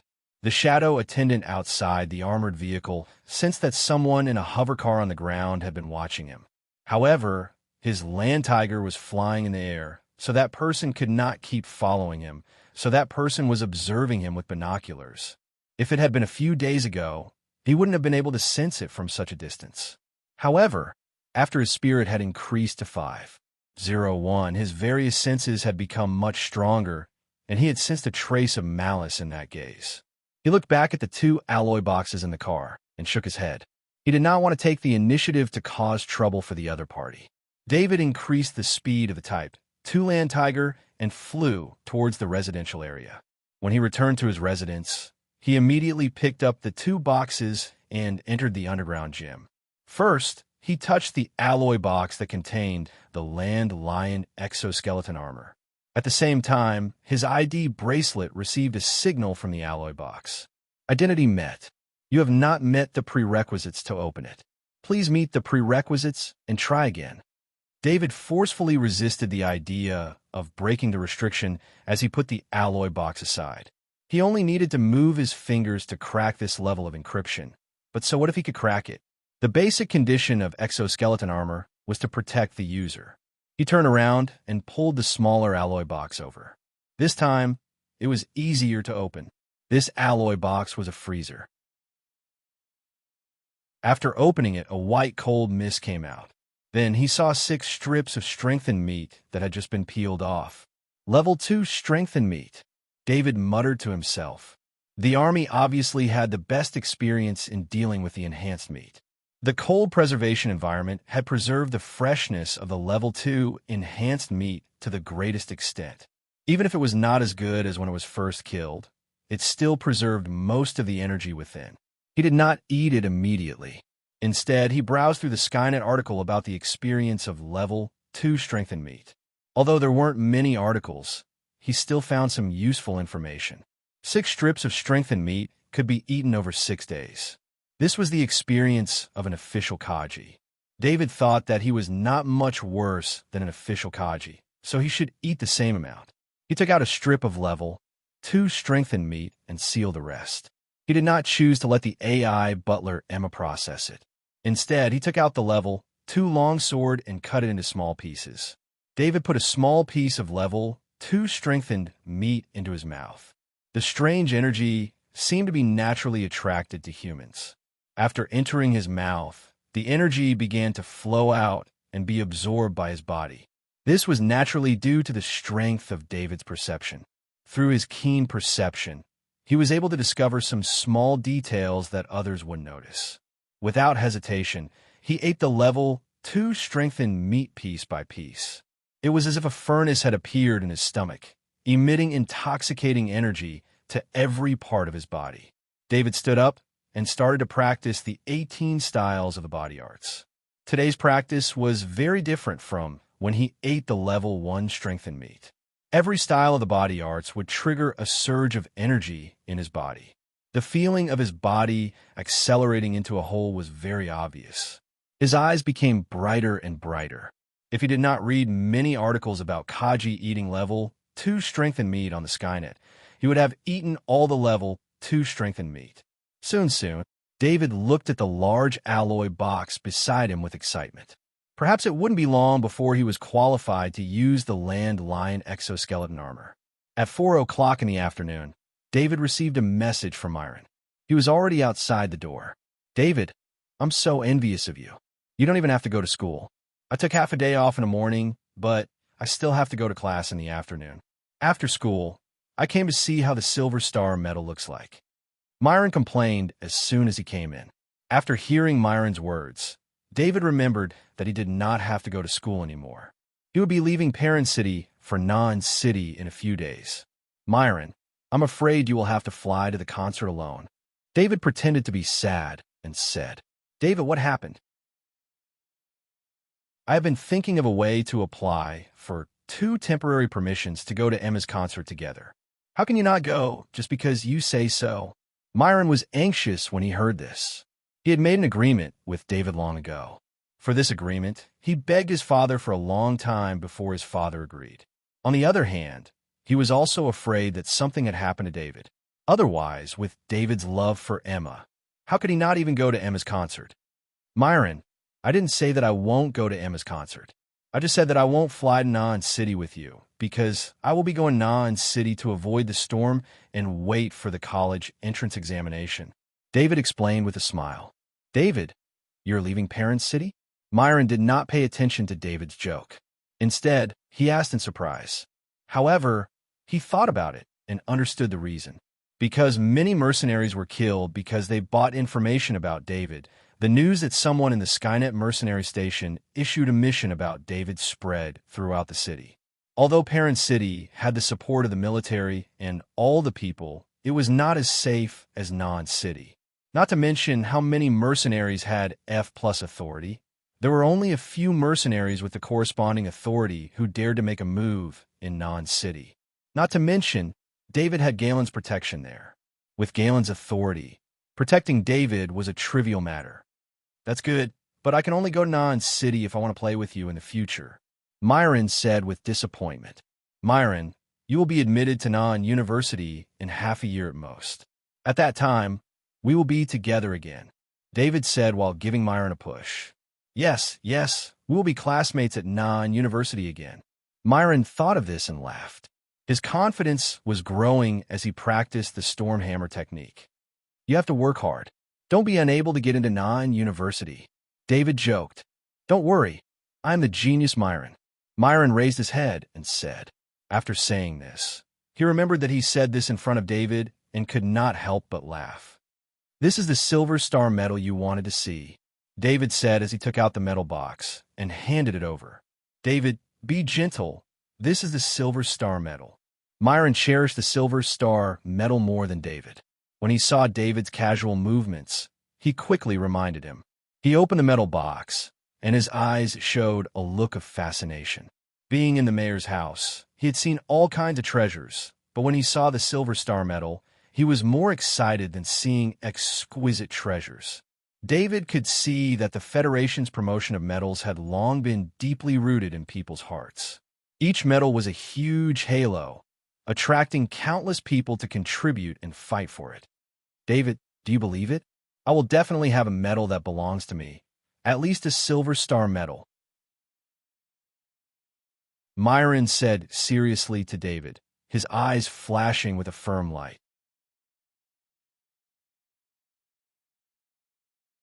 Chapter 112. On the 5th of February, the sky above Parent City was covered in a sandstorm. Although it was not to the extent where one could not see their own fingers, the visibility was only about 10 meters. According to the weather analysis on the bracelet, this was due to the antimatter cannon fire on the monolith planet. Due to the wind direction and airflow, a portion of the dust was affected by the airflow and swept across Parent City. David knew that this was not the truth because Myron had left him a message and told him the news he heard from his father. A few Level 2 Zergs had left the occupied city before the antimatter cannon fire and were discovered a few hundred kilometers away from Parent City yesterday. Following that, The antimatter cannon fire in space began, and none of the Level 2 Zergs were able to escape. The weather change was also the result of the antimatter cannon fire. This was even after the antimatter cannon fire had reduced its attack power. In fact, when Level 2 Zergs were discovered in the wild, the antimatter cannon fire was the best method of attack. Of course, the Level 2 Zergs could not appear near the Krypton mines. Once they appeared in the mines, the only method of attack would be ground attacks. When David heard this news, it was the first time he felt the terror of the Interstellar era. The recent battles gave him the illusion that the Interstellar Federation's strongest weapon was Kaji and all kinds of cold weapons. Even the long-range sniper cannons were so powerful because of the Level 1 and Level 2 ammunition. In fact, the real superweapons were not used often due to the consideration of energy and other reasons that David did not know. They were only used to seal off space. This was also the reason why the Interstellar Federation could seal off the Zergs for so many years and limit the Worcester's war zone to the monolith planet. Before this, David felt like a frog at the bottom of a well. However, his desire to become Kaji did not change at all. The medium server sent the image of the hideout. At the same time, David received a warning that someone was trying to use electronic countermeasures to break through the security system. David deactivated the bracelet. He did not want anything to happen to the hideout. It seemed like someone had found out about the property there and went to investigate. David carried the Level 2 dual swords on his back and carried the Level 2 spear case as he boarded the Type 2 Land Tiger. As soon as the Type 2 Land Tiger flew out of the garage, he realized that he was in trouble today. The large amount of flying sand affected the accuracy of many electronic devices. In this kind of weather, even the Skynet system couldn't work accurately. No wonder someone used this weather to investigate his hideout. David was in such a hurry not because he wanted to take the initiative to attack the explorers, but because he wanted to observe closely. Once someone broke into the building, he believed that the 2 defensive heavy machine guns would give the intruders an unforgettable impression. 2 defensive heavy machine guns fired 20,000 rounds per minute, a total of 40,000 rounds. As long as the enemy was not wearing exoskeleton armor, it was almost impossible for them to survive. David waited for the shadow attendant to absorb the soul energy and see if he could gain any useful abilities. Of course, the Type 2 Land Tiger's offensive capabilities were also extremely strong. If the opponent was only injured but not killed, David could use the Type 2 Land Tiger to finish him off. Although there was a lot of flying sand, the Type 2 Land Tiger was still very stable and quickly arrived near the hideout. David didn't choose to go closer. Instead, he released the surveillance drone on the car. He sat in the car and looked at the data sent back by the surveillance drone. The display in front of the car was divided into many different types. There were thermal imaging, image scanning, electronic scanning, and so on. By sending back the results of various scanning methods, David could make more accurate judgments. In this kind of weather, 2 red figures appeared in the thermal imaging image. They were outside the hideout. Because it was designed with military-grade equipment, it was very difficult to break in. The 2 red figures were surrounding the hideout and probing, as if they were looking for a suitable breakthrough point. David's eyes looked at the electronic scanning image. There was a scan of metal on it. This was a military-grade surveillance drone. Within its range, it could accurately scan for special metal materials. David already saw that the scan results showed that it was Level 1 metal and the alloy used to make the exoskeleton armor. Fortunately, the location of the exoskeleton armor wasn't on the 2 men, but on a hover car. The Level 1 metal was fused with the 2 men's thermal imaging, which meant that they were holding Level 1 weapons. David sneered. These 2 mercenaries were too cautious. He turned on the K2 military electronic countermeasure device and directly connected it to the hideout's security system. Through the security system, he connected it to the intermediate server at home. At the same time, he turned on the military electronic equipment in the hideout. This equipment that emitted a stronger signal than the K2 military electronic countermeasure device was bigger and could only be placed in a fixed location. The original purpose of this military electronic equipment was to create an electronic signal barrier, But in the hands of an electronic countermeasure expert like David, it became the most powerful tool to enhance electronic signals. An electronic signal invisible to the naked eye shot towards the hover car parked on the side. If it wasn't for the military electronic equipment, David would have to bring the K2 military electronic countermeasure device close to the hover car to hack it. But there were two Kaji there. It was almost impossible to get close to the hover car without being discovered. But now, because they were near a military-designed and built hideout, the job became simple. As long as the electronic signal entered the hover car, this hover car that was temporarily borrowed by two mercenaries, it couldn't stop David, a 98% proficient electronic countermeasure expert, from hacking it. At this time, the two Kaji seemed to have discussed a solution. One of the Kaji turned on a special signal jammer and installed on the wall. Although the wall was very high, the two Kaji didn't need the exoskeleton armor to climb over it. But there was an electronic defense net on the wall that sealed off the entire sky. Once someone touched it, it would immediately trigger the alarm. The style of this place was obviously military. They didn't want to trigger the alarm and attract the military. If it was a normal house, they would have used the signal jammer to break through the security system. The signal jammer detected the electronic defense signal from the hideout and then began to synchronize, pretending to be part of the electronic defense net. David looked at the feedback from the security system and couldn't help but sigh. One should never underestimate others. These two obviously weren't professional electronic countermeasure experts, but they could rely on such a small tool to affect a military-grade security system. It seemed that the small signal jammer was made by a powerful electronic countermeasure expert. Although David didn't make anything similar, he knew the principle and could reverse engineer the blueprint of the signal jammer. Shaking his head, he didn't care about the two Kaji's actions. He focused on the hover car. It took him less than 3 seconds to hack into the hover car. This kind of civilian hover car had a very simple security system. Here's a surprise for you. David had a smile on his face. His finger moved slightly, and the AI butler in the hideout operated to clean up the accumulated dust outside the house. A repulsive force passed through the components in the two-story building's wall, and all the dust on the wall and ceiling were blown away. This sudden turn of events caused the two soldiers to be alarmed, and they hurriedly raised their weapons to be on guard. It's the automatic cleaning system. Maybe the dust outside the house reached a critical point and activated the automatic cleaning system. One of the Kaji looked at the sudden appearance of more dust and explained softly. Their field of vision was reduced to a few meters. They didn't see that while all their attention was focused on the anomaly, their hover car was slowly floating up with minimal power. David forcibly obtained all the authority of the hover car. This hover car had the authority to fly in the air. Of course, David also used his level E authority to send a request to Skynet for this hover car to take off. Skynet recognized David's level E authority and didn't react to the hover car's abnormal ascension.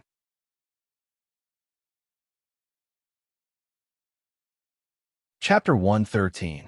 Manfred and Basil were veterans in the mercenary world. They were already over 80 years old. Although they were still more than half a year away from the Federation's lifespan of 200 years, there were very few mercenaries who still accepted mercenary missions at their age. Most mercenaries used their youth to accumulate wealth. When they grew older, those who were unsuccessful would find a stable job, and those who had enough wealth would enjoy life. Of course, there were also some mercenaries who just wanted to become stronger and accumulate more wealth to fight for the chance to become stronger. But Manfred and Basil were different. They both had the same hobby, gambling. Even in their 80s, they had not accumulated any wealth. Instead, they were heavily in debt. However, although Manfred and Basil were not good at wealth management, their abilities were extremely strong among mercenaries. This time, they chose to accept the mission to kidnap David, which had already reached 1 million credits. They had already predicted that this mission would not be easy. They entered Parent City as hunters and did not rush to buy information. Instead, they stayed for 2 more days. After learning about David's reputation in Parent City and his close relationship with the military, The two mercenaries also understood the difficulty of this mission, but they did not give up. They believed in their abilities. Through secret channels, they obtained some information about David. Although this information was not as detailed as the local intelligence dealers, it was enough to understand the situation of a student like David. When they learned that David had a second courtyard, they had an idea. As long as they broke through the security system of this courtyard, they could wait in this courtyard. Since David had this courtyard, it was impossible for him not to come. They had no choice but to do so. After a few days of observation, they found that David traveled in the Type 2 Land Tiger armored vehicle, flying in the air. This made all the mercenaries who wanted to intercept David completely helpless. David usually only stayed at home. A few Kaji had died in that house a month ago, so no mercenaries would want to try there. Manfred and Basil had patience that other mercenaries did not, so they finally came up with this plan. It just so happened that there was a sandstorm, which made it easier for them to carry out their plan. However, when they started to implement the plan, they ran into trouble from the very beginning. This was not an ordinary residence, but a military fortress. The military security system, the military style of the building, everything was built according to the style of a military camp. Fortunately, they had a special electronic jammer, which they had bought from a master of electronic warfare. It was their treasure. Amidst the electronic sound, a 2 cubic meter area on the special alloy wall was replaced by the scanning signal simulated by the electronic jammer. Basil took out his rank 1 weapon. His rank 1 weapon was very special. It was a rarely seen military knife. Almost no Kaji would choose such a weapon. A stiletto was shorter and lighter than a longsword. Using such a weapon to fight the insectoids was equivalent to fighting the insectoids in melee. No Kaji would choose such a weapon. However, Basil chose the stiletto as his weapon. His situation was very special. He was originally a scout in the army, and the weapon he was trained to use was a short dagger. After retiring from the army, he had the opportunity to obtain some strengthening drugs, which allowed him to forcibly increase his strength to the lowest standard of a Kaji. After becoming a Kaji, he did not choose any other weapon but the stiletto that he was most familiar with. On one hand, it was cheap. On the other hand, he did not want to go back to that nightmarish battlefield. Although his strength was the lowest standard of Kaji, and because it was forcibly increased, there was no possibility of further improvement. However, he had killed Kaji, who was much stronger than him, many times during missions because of his assassination skills. The rank 1 stiletto glowed and cut a hole in the special alloy wall. In front of the rank 1 stiletto, the thick wall was like a wall made of mud. Soon, a hole big enough for one person to enter appeared. Manfred and Basil looked at each other. After working together for so many years, they could understand each other's meaning with their eyes. "Put on your armor and enter," Manfred said softly. Basil nodded. When they turned their heads, they were shocked to find that the hover car that had been parked at the side had disappeared. There! Although his vision was affected by the wind and sand, Basil quickly found the hover car's position. It was about 30 meters in the air. Next to the hover car, another military armored vehicle was hovering like a ghost. After David attracted the attention of the two Kaji, he had turned the hover car to the lowest power output. In addition to the influence of the wind and sand, the two Kaji had used all their strength to deal with the safety system of the hideout. Only then did the hover car slowly rise to 30 meters in the air. Although the two sets of exoskeleton armor were under his control, he did not choose to immediately attack with the vehicle's weapons. The Type 2 Land Tiger was equipped with a rapid-fire cannon, which was used to deal with large targets. It was not very useful against Kaji. The two heavy rapid-fire machine guns had powerful firepower. However, although the vehicle's weapons were powerful, in this environment, under the influence of the wind and sand, the electronic aiming system was disrupted. It was not 100% confident that it could directly kill the two Kaji. Therefore, David was waiting for an opportunity. When the two Kaji dug a hole in the wall, his opportunity came. When Manfred and Basil looked in David's direction, heavy rapid-fire machine guns appeared on the left and right sides of the Type 2 Land Tiger. Then, The engine of the armored vehicle made a low sound of revving, increasing the energy supply to stabilize the vehicle's balance. The two automatic heavy rapid-fire machine guns also locked onto the general target. The wind and sand had a strong influence, but David did not need them to attack accurately. In an instant, a barrage of bullets was fired.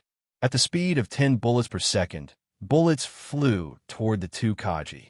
It's the mission objective, defense. Manfred roared. He placed a folding board behind him in front of him. The folding board immediately popped open and formed a cover. The two Kaji were hiding behind the cover. They were not wearing exoskeleton armor. At this time, their bodies were extremely weak and could not withstand the bullets of the heavy machine guns head-on. Even if they were wearing bulletproof vests, the protection of these vests was only effective against medium and light weapons. The heavy rapid-fire machine guns were vehicle-borne weapons used by the army. We can only hold on for 5 seconds. What should we do? Manfred glanced at the cover in front of him and said in a low voice, "Go in, use the wall as cover, and then evacuate with a smoke bomb." Basil glanced at the hole behind him and said, "In fact, at this time, if one of the two took the risk and attracted the firepower, the other could quickly escape." However, David had waited for them to dig a hole in the wall before attacking. This gave them a better choice. Naturally, they would not choose a more dangerous plan. Manfred and Basil lifted the cover and quickly entered the courtyard through the hole in the wall. At this time, the bullets of the rapid-fire machine guns were no longer a threat to them. However, as soon as they entered the courtyard, they felt a chill run down their spines. Damn it! Basil's body displayed unparalleled agility. He bounced like a cat and rushed back to the hole. He was so fast that he did not seem like a low-level Kaji at all. His choice was the best. Even if the heavy rapid-fire machine gun swept his body, with the bulletproof vest he was wearing, he would at most be seriously injured. With his speed, if he went all out, he could reduce the chances of being injured and preserve his mobility to the greatest extent. When the time came, it would be very likely for him to escape with the advantage of the weather. However, before Basil could reach the cave entrance, the rapid-fire cannon on the Type 2 Land Tiger had already fired a cannonball at the cave entrance. Basil's body nimbly flipped in the air and dodged the shell, but he also lost the opportunity to escape. With a click, 2 defensive heavy machine guns flipped out from the ground and appeared on the ground. Then, the defensive heavy machine guns emitted a dense firing sound that made one's scalp tingle.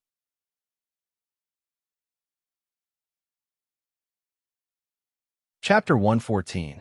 Basil was still in the air. When he saw the 2 defensive heavy machine guns, he relaxed his body and gave up all resistance. "I can't accept this. This is not a military camp." Manfred also roared and raised the level 1 heavy axe in his hand. He was the subversive Kaji and had never been afraid of anyone in a head-on battle. But the situation in front of him made him lose all hope. If there was a chance of escaping from the heavy machine guns on the vehicle, there was no way for him to escape from the 20,000 rounds per minute defensive killing machine guns in such a small space. Of course, the premise was that they were not wearing exoskeleton armor, just like the 2 of them. One of the 2 Kaji was in the air and the other was on the ground. It was as if there was a heavy rain on a summer day and the world stopped. Basil's body was pierced by countless bullets in the air. The bulletproof vest that he had spent a lot of money on was like a piece of paper that was constantly pierced by the bullets.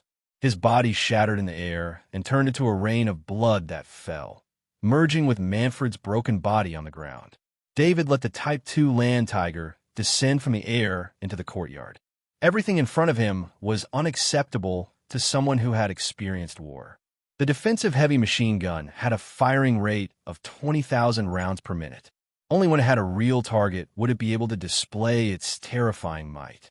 According to David's judgment, if there was enough level 1 ammunition and it was loaded into the defensive heavy machine guns, even the Kaji with the exoskeleton armor would be wiped out. He couldn't help but thank Jim in his heart. Jim had given him a really good military defense weapon. Suppressing the disgust in his heart, David picked up the 2 level 1 weapons that were not damaged at all from the indiscernible pieces of flesh. At the same time, the shadow attendant also flew over and absorbed the two souls. David didn't have time to investigate further. He knew that the police and even the military would arrive soon. He put the two Level 1 weapons into the Type 2 Land Tiger armored vehicle, then quickly let the hover car fly over and moved the two exoskeleton armor crates into the Land Tiger armor vehicle. Then, he controlled the hover car to return to its original position. Only then did he stand beside the armored vehicle and wait for people to arrive. "Brother David, are you all right?" The first to arrive was the Kaji squadron from the military. First Lieutenant Elmer led 5 Kaji squadrons from the military in a military transport ship. When Skynet discovered that there was a shooting incident here, it should have notified the police immediately. However, because the shooting incident involved a military weapon, it prioritized notifying the military first. The military naturally knew who this residence belonged to. As soon as they received the news, First Lieutenant Elmer rushed over with a few Kaji on duty. "I'm fine. These 2 people wanted to enter my courtyard, but they were discovered by the defense system and killed," David said, pointing at the minced meat on the ground. Lieutenant Elmer looked David up and down. Seeing that he wasn't injured, he couldn't help but feel relieved. "It's good that you're all right. You have a mercenary mission recently. Since you've received the Silver Star Medal, this mission will probably be canceled in a day or 2 at most. Don't go out for the next 2 days." David didn't expect the Silver Star Medal to have such a benefit. Even his mercenary mission had to be canceled. These brainless mercenaries. How dare they enter such an obvious military building? First Lieutenant Elmer said in a deep voice as he looked at the minced meat on the ground. His eyes were calm.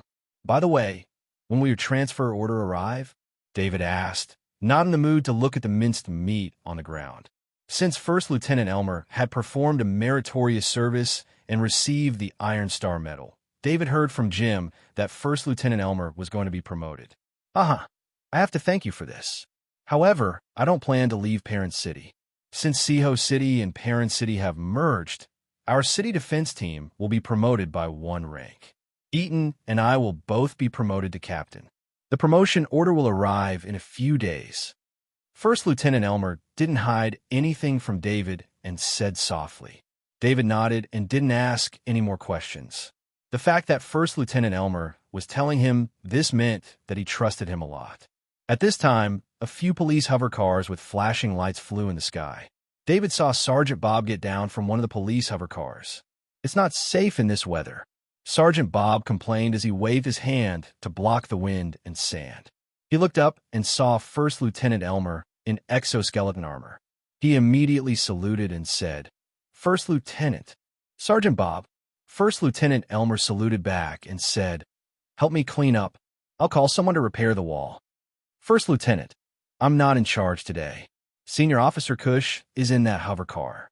He requested to seal off the scene. He needs to send in investigators." Sergeant Bob glanced at David secretly and said to First Lieutenant Elmer, "Call that Cush over. Is he the sheriff or the mayor? Why is he giving orders in a hover car?" When Lieutenant Elmer heard Officer Bob's words, he knew that Cush was trying to cause trouble. He glared at Cush and shouted. Cush didn't want to meet the military. He just came to Parent City and didn't have any prestige in the police station.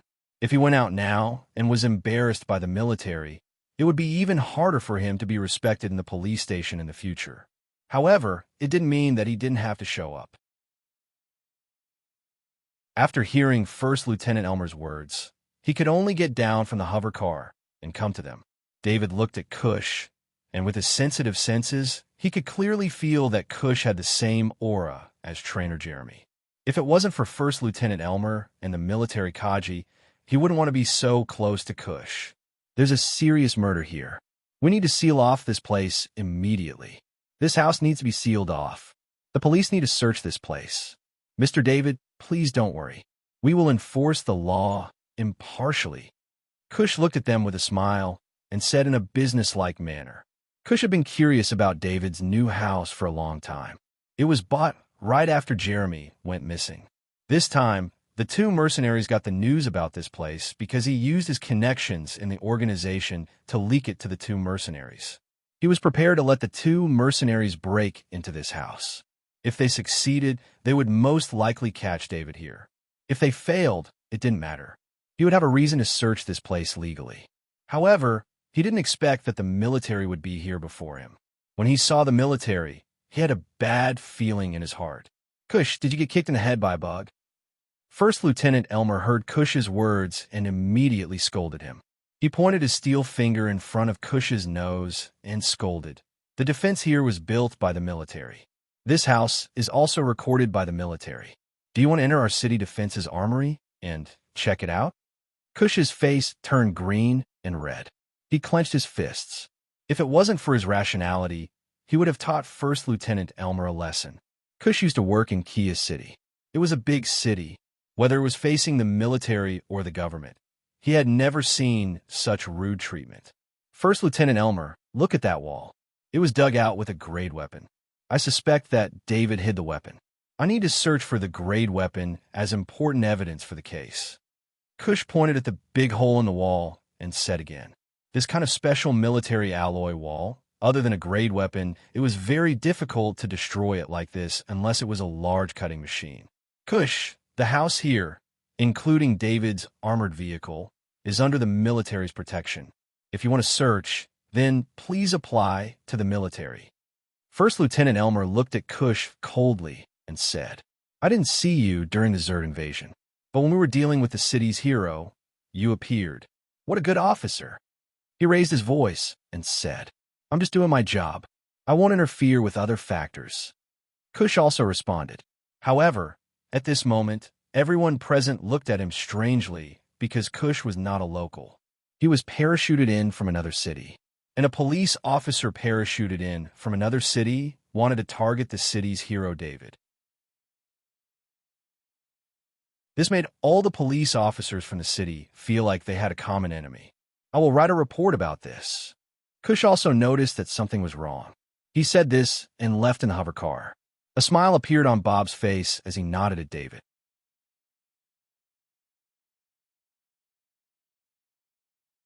Chapter 115. The police and military were very fast. The corpses on the ground were cleaned up, the ground was cleaned, and the hole in the wall was replaced by the military's engineering team. The entire wall was made of special alloy. David, do you want me to let 2 of my brothers stay with you for 2 days? Lieutenant Elmer asked worriedly before leaving. David hurriedly shook his head. Letting 2 Kaji protect him was too enviable. He was also afraid that it would affect Lieutenant Elmer's future. At such a crucial time before his promotion, Lieutenant Elmer could not afford to make any mistakes. After sending Lieutenant Elmer off, David did not stay in the hideout. Speaking of which, this hideout no longer had any meaning. He had originally bought this house to keep a secret. He did not expect that David would become more and more famous. His house would also receive a lot of attention, especially after this incident. His house would be known by most of the people in the city who cared about this matter. David was not worried. He was waiting for the spaceship rewarded by the city government. Once it arrived, he would be able to transfer Fire Beacon to that spaceship. When he returned home, before he even had the time to check out his spoils of war, he unexpectedly received a video call from Mr. Boone. Ever since he parted ways with Mr. Boone in Lobo City, they had not contacted each other. David had almost forgotten that Mr. Boone had mentioned about funding him. He had previously rejected Mr. Boone's funding request in Lobo City. It seemed that Mr. Boone, who represented the Titan Financial Group, still wanted to meet him. However, he had previously received a reward from the Titan Financial Group. Although it was due to his own achievements, this kind of favor still had to be given. Moreover, Mr. Boone had given him a good impression. Mr. David, I have already arrived in Parent City. I'm truly sorry. Due to the influence of the insectoid invasion, I was busy dealing with an urgent matter. That is why I delayed meeting you until today. I am currently at the Stefan Hotel. If Mr. David has time, can I invite you to have lunch with me? Mr. Boone's attitude was unusually polite. To be honest, David had no appetite at all. Anyone who saw 2 people turned into a pile of minced meat in front of them would feel the same as him. However, David still agreed. Even though Elmer had warned him not to go out, the safety of this meeting was guaranteed. When the type two land tiger landed in front of the hotel. The hotel's lobby manager quickly ran over. "Mr. David, welcome." The lobby manager was a tall and slender young woman. She looked very capable in her work attire. She bowed with a smile on her face. "You're welcome. I have an appointment with Mr. Boone. Can you take me to see him?" David was still not used to this kind of etiquette, so he said helplessly, "Mr. David, please come with me." The lobby manager ran in front with small steps, while looking back from time to time to see if David was following. He was treating David like a big shot. However, that was the truth. To all the employees of the hotel, David was a big shot because the owner of the hotel was David's father, Hans. Most of it was out of respect for David, the city's hero. On the way to the room, not only the hotel employees, but everyone he met would take the initiative to greet David. David felt that his face was a little stiff from smiling. He had already decided to leave Parent City as soon as possible. There was no way out now. He didn't know how other famous people dealt with it. He didn't have the experience of being a famous person in his previous life. "Mr. David, Mr. Boone is waiting for you inside." The lobby manager knocked on the door and said to David, "Mr. David, please come in." Mr. Boone opened the door himself and said to David with a smile. Behind him were his assistants Manson and Ives Kaji. The two of them also nodded and greeted him with a smile.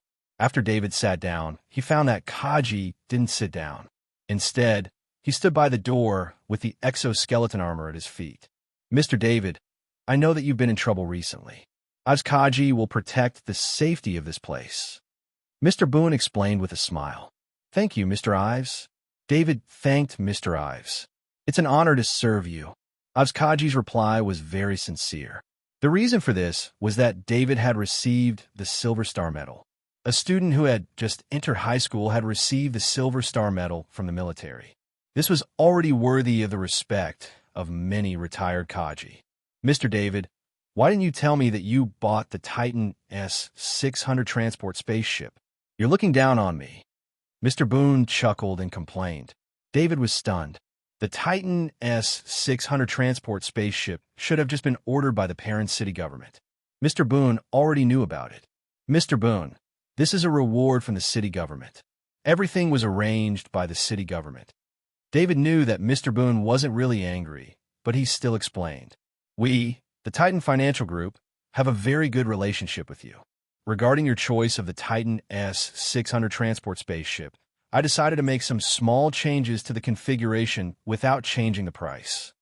Mr. Boone said as he opened the identity bracelet on his wrist and transferred a document to David. David received the document. After opening it, he found that it was a configuration list for the Titan S-600 transport spaceship. In the configuration list, he saw that the original warp engine was not installed, and the original high-speed engine was replaced. These were two completely different engines. A spaceship with a warp engine could be called an interstellar spaceship, while a spaceship with a high-speed engine was called a short-distance spaceship. Of course, short-distance spaceships were relatively speaking. For example, small interstellar flights were no problem at all. A spaceship with a warp engine could carry out long-distance interstellar travel. A warp engine could carry out superluminal flight. Even the cheapest warp engine would cost no less than 10 million credits. "Mr. Boone, this warp engine is too expensive," David immediately pointed out. The parent city government had only spent a total of 2 million credits to purchase the spaceship, but the Titan Financial Group had changed the engine, which was several times the cost of the spaceship. "Mr. David, this is a congratulatory gift from the Financial Group for your promotion to Rank E Authority. The warp engine is also a spaceship configuration that can only be used by Rank E Authority. It's a congratulatory gift from the Titan Financial Group." Mr. Boone explained with a smile. David continued reading. He found that the Titan S-600 transport spaceship was also installed with an energy shield system. The energy shield system of the same spaceship would cost no less than 5 million credits. "Mr. Boone, I'm not worthy of such a big gift from the Titan Financial Group." David shook his head and refused. "Mr. David, this is a token of our financial group's appreciation. We just want to form a good relationship with you. When the financial group is in danger, if you have the ability, please lend us a hand?" Mr. Boone said sincerely. He had checked David's growth history. David had displayed a quasi-master level spear mastery ability in Labu City. Later, he had heard that David had single-handedly killed a large number of level 1 and level 2 Zergs with a long-range sniper rifle. Mr. Boone was very clear about the mental strength required to be able to resist the influence of the brainworm. Such a person's room for growth would be very astonishing. For this reason, the financial group had invested so much money to form a good relationship with him. "I want to know when I can get the spaceship." David understood the relationship between the two parties. He had his own judgment. If he really grew up, he would have the opportunity to return the favor to the Titan Financial Group. Right now, he really needed a spaceship with an energy shield and a warp engine. These were the means to protect his life in space. Although he did not need them now, he believed that he would definitely not stay on the monolith star forever. He would go out and take a look. An interstellar spaceship was still necessary. "Mr. David, you can go to the space station now and see your spaceship," Mr. Boone said with a smile and a gesture of invitation. "What? The spaceship has already arrived at Parent City?" David could not help but be surprised. The Titan Financial Group was too fast. The city government had only ordered the spaceship a few days ago, and the Titan Financial Group had already delivered it.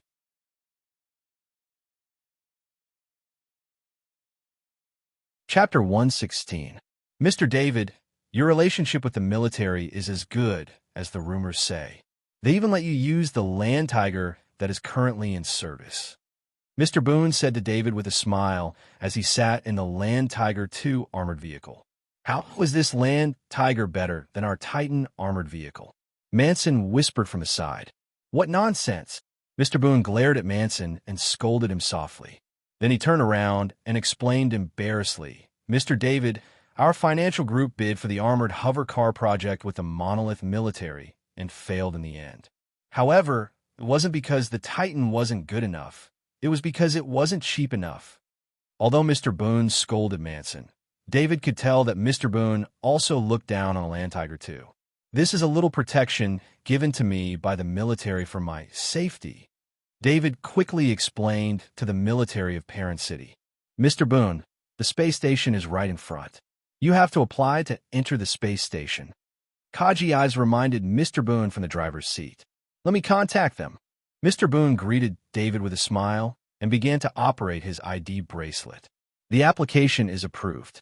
We can enter now," Kaji Ive said, a little surprised that the reply was so fast. "I haven't applied yet." Mr. Boone was stunned and stopped what he was doing. He then turned to David and said, "Mr. David, I didn't expect you to have such a high status in Parent City. You don't even need to apply to enter the space station." David then remembered that when the military gave him the Land Tiger 2, they said that this hover car could enter and leave Parent City at will. It turned out that the military wasn't lying. However, David's attention was attracted by the spaceship parked next to the two sky patrollers. It was a large spaceship that was completely blue in color. Even the sky patroller seemed a little smaller next to it. Of course, these were two completely different types of aircraft. The sky patroller's slender hull allowed it to fly better in the atmosphere. The Titan S-600 transport spaceship, on the other hand, was more focused on transporting cargo. Its huge belly prevented it from having the best flight experience in the atmosphere. However, the Titan S-600 transport spaceship, equipped with a warp drive, was capable of interstellar travel. Arriving at the side of the Titan S-600 transport spaceship, David immediately turned his head to look at Mr. Boone, who was smiling strangely beside him. This was because the alloy used in the Titan S-600 transport spaceship was not the alloy in the configuration, but an alloy with a level 1 insect shell. David had seen this alloy many times. This alloy was mostly used in military supplies and was rarely seen in civilian use.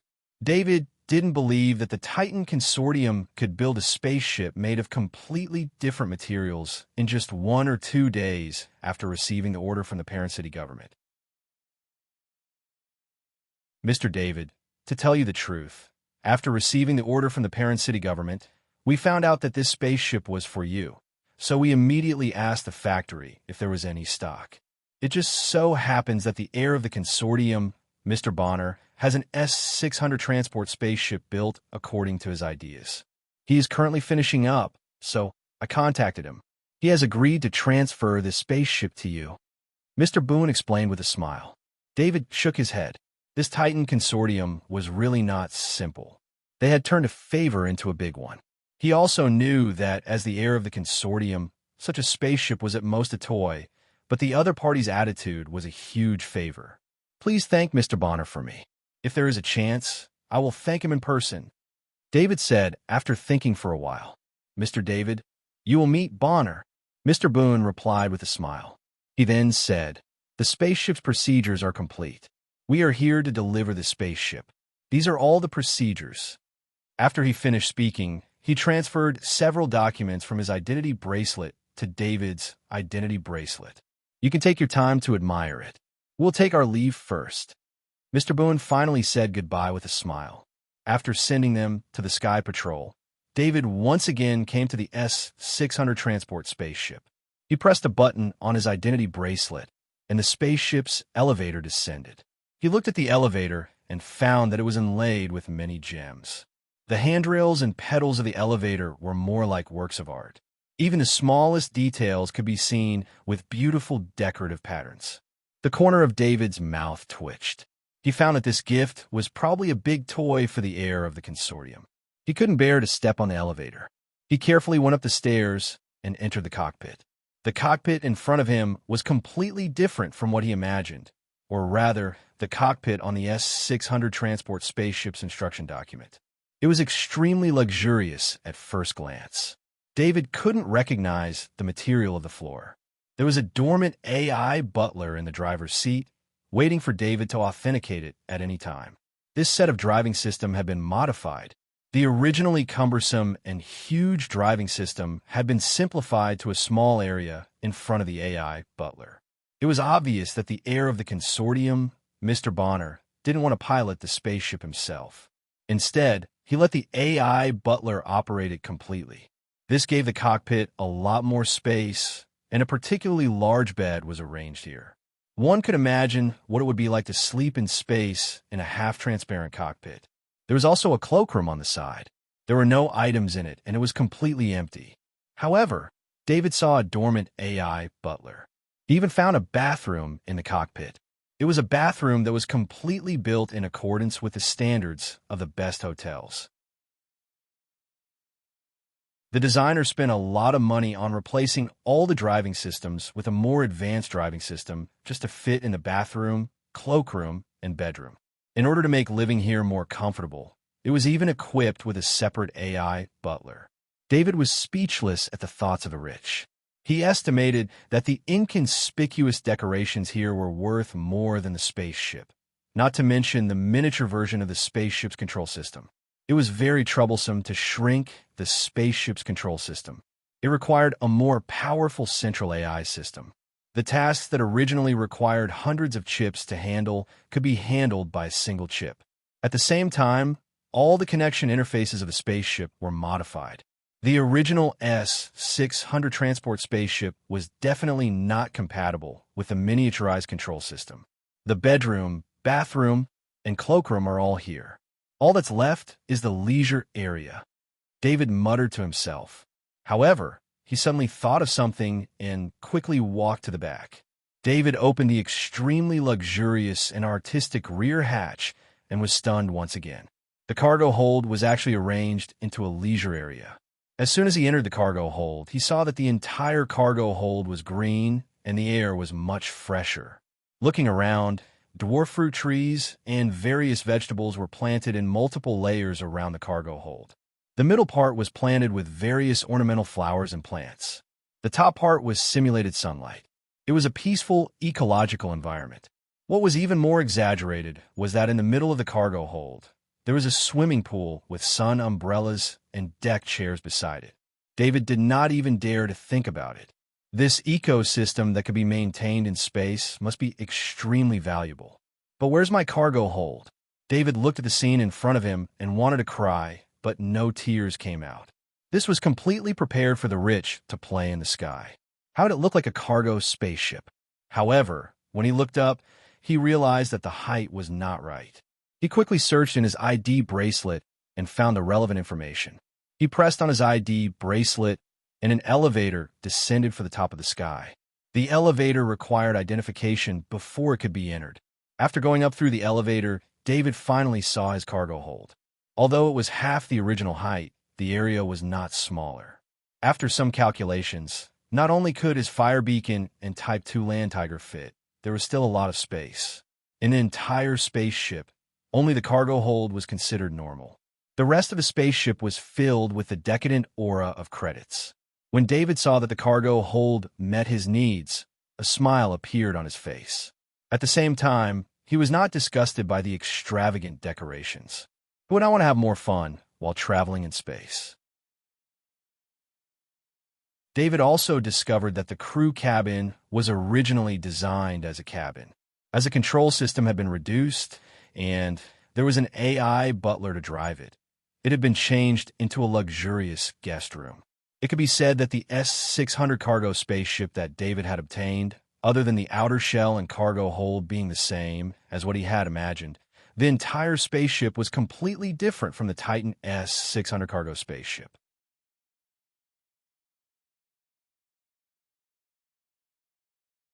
Chapter 117. That genius David should be shocked by the spaceship I designed. In a luxurious room in Non-City, a handsome young man smiled and said to himself. When Mr. Boone asked him, his only request was that no one should enter the spaceship he designed without permission. The spaceship had to be handed over directly to David. According to Bonner's idea, this was a personal gift from him. He didn't want the gift to be seen by others during the process of giving it away. After Mr. Boone repeatedly inquired about the configuration data from the factory, he agreed. In any case, this was still the S-600 transport spaceship produced by the Titan Consortium. At most, it had a sturdier structure, a warp drive engine, and an additional energy shield. The Air Bonner prepared a spaceship for his own use, so there wouldn't be any unreasonable arrangements. As for the construction cost, for Bonner, the heir of the Titan Consortium, building a spaceship for his own factory wasn't a big deal. At the same time, Bonner didn't need to explain how expensive the gift was. Therefore, Mr. Boone didn't know that this S-600 transport spaceship was actually a luxurious spaceship in the guise of an S-600 transport spaceship. It was just a big toy designed by Bonner to keep a low profile. David finally checked through the entire spaceship.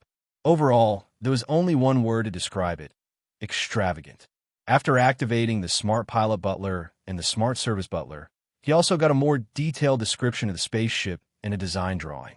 He thought that the cargo hold was ordinary, but in fact, it wasn't ordinary at all because there were 10 space oscillation grenades hidden there. After using the space oscillation grenade, it could cause a space area to be in spatial chaos. It was not lethal, but it was the best way to escape. This characteristic made it so that no spaceport would think of it as a weapon.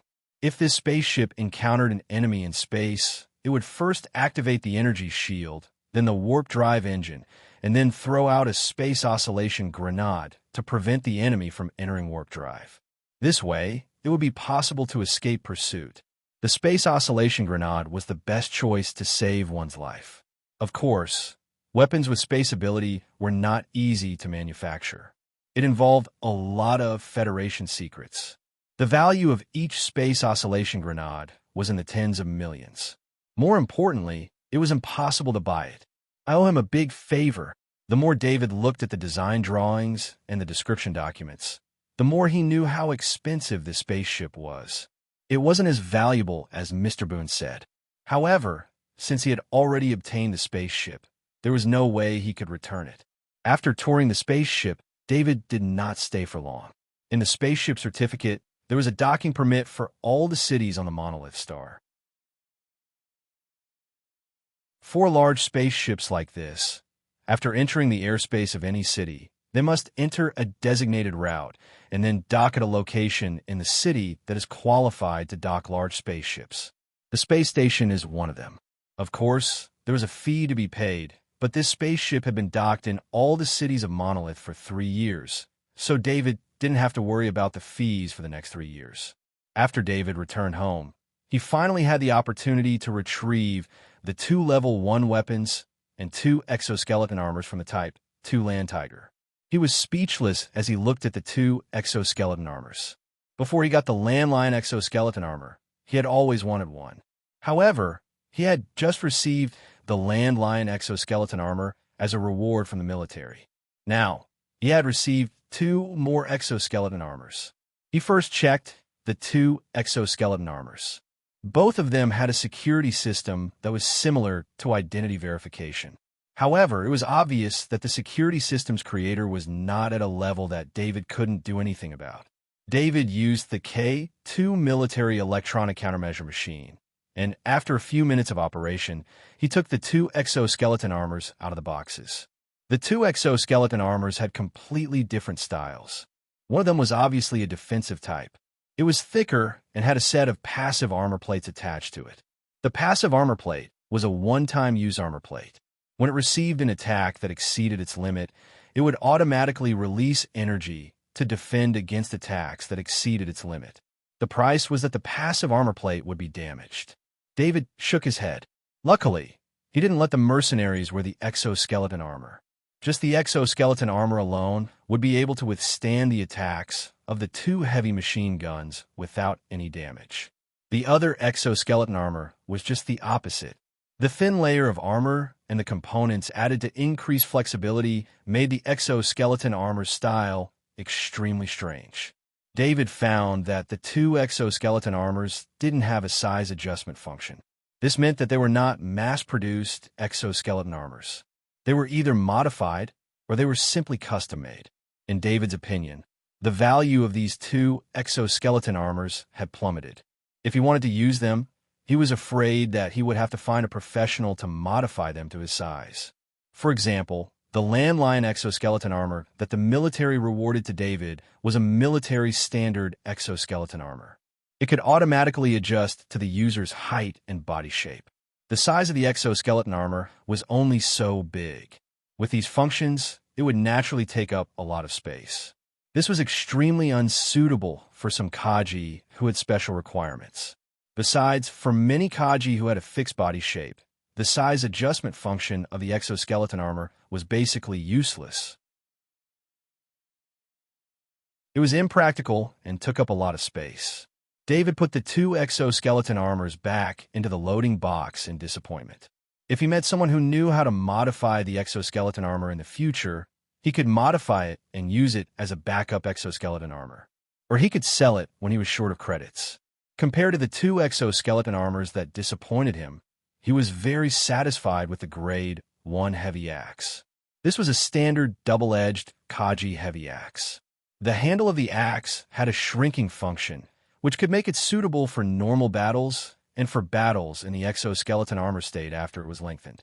As for the grade 1 stiletto, David was extremely surprised. Galen said that long swords were rarely used in Kaji, but David had seen it before. This was the first time he saw someone using a stiletto. Unfortunately, no matter how light it was, the grade 1 stiletto weighed more than 3 kilograms. The shadow attendant could not use it.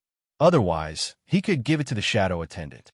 The stiletto should have had a stiletto scabbard, but the scabbard was not made of high-quality materials. It could not survive the attack of the 2 heavy machine guns. He put away the 2 grade 1 weapons and the 2 exoskeleton armor loading boxes. This was the first batch of Kaji-level loot that he had obtained. David called the shadow attendant over and pressed his hand on the shadow attendant's shoulder. A faint warmth was transmitted to him. Before his soul could feel any comfort, the warmth disappeared. Looking at the value of 501 on his attribute panel, David knew that if he wanted to improve his spirit in the future, he would need to absorb a large number of souls from stronger people. When David checked the knowledge balls in the shadow attendant's body, he was not very excited. For him, who had a bunch of knowledge balls that he had not absorbed, the knowledge balls from the 2 Kaji were of limited help to him. However, he still underestimated the 2 Kaji mercenaries. The 2 knowledge balls were yellow in color. Heavy Axe Mastery, 78% Mastery. Soft Body Technique, 65% Mastery. In the previous battle, the Shadow Attendant had absorbed the souls of 35 civilian Kaji mercenaries. Among them, He had obtained 10 heavy axe mastery knowledge balls. However, all of them were proficient level knowledge balls. This meant that the mercenary who used the heavy axe was definitely an elite among the mercenaries. As for the soft body technique, 65% mastery, ability, David did not know its effect before he fused with it. However, just by looking at the 2 knowledge balls that were proficient level, he knew that the 2 Kaji mercenaries had died an unjust death. They did not even have the chance to display their strength. First, their exoskeleton armor was stolen by David. Then, they were forced into the firing range of the 2 heavy machine guns. They did not even have the chance to fight back before they were hit by tens of thousands of bullets.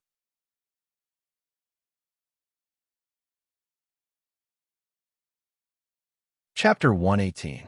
David was very curious about the flexible body, 65% proficiency, knowledge ball, so he did not follow the plan to integrate the previous knowledge balls, but chose to integrate this new knowledge ball. He asked the shadow attendant to move the flexible body, 65% proficiency, knowledge ball into his body, and then his vision blurred, and he had already entered the illusion. The first thing David felt was the pain in his body. It wasn't the kind of pain that was unbearable, but rather it was a continuous pain that tore through his body. He sensed that his body was doing a kind of extreme human movement. His buttocks were on top of his head, and his legs were bent so that his body became a square. Then his body began to do all kinds of unimaginably difficult flexible movements. His 2 arms could ignore the shoulder joints and make a 360-degree rotation, and his 2 legs could be easily raised. And if anyone saw David at this time in the underground fitness room, they would be shocked by his movements. He did not know if it was because of the uniqueness of the flexible body technique, or because this ability was relatively simple. But after David fell into the illusion, his body in the real world was doing the same movements as an illusion. Because he was affected by the illusion, although his body in the real world was sweating because of the movements that exceeded the limits of the body, his consciousness did not feel all of it. The pain David felt in the illusion was a pain that was weakened a lot by the illusion. The flexible body technique was an ability that allowed the ligaments in the body to exceed the limit. This ability was not easy to learn. The flexible body technique required talent, and the body was born with the talent of flexibility. The consequences of forcibly practicing, it was very likely that the ligaments would be torn and even the bones would be broken. In the real world, when David's body was moving, the ball of light that had fused with the flexible body technique knowledge was constantly emitting strange energy, transforming his ligaments so that he could perform the flexible body technique without being injured. David felt very strange in the illusion. This was because the time he spent fusing with the knowledge of the flexible body technique was very short. After he had done all the movements of his joints, he began to feel like he was leaving the illusion. As soon as he returned to the real world from the illusion, he felt that his whole body was several times more painful than in the illusion. His whole body was soaked in sweat from head to toe. What happened? David was surprised to find that his body was surprisingly light and agile. He couldn't help but mutter to himself in surprise. When he entered the illusion and found out that it was just stretching, he was actually very disappointed.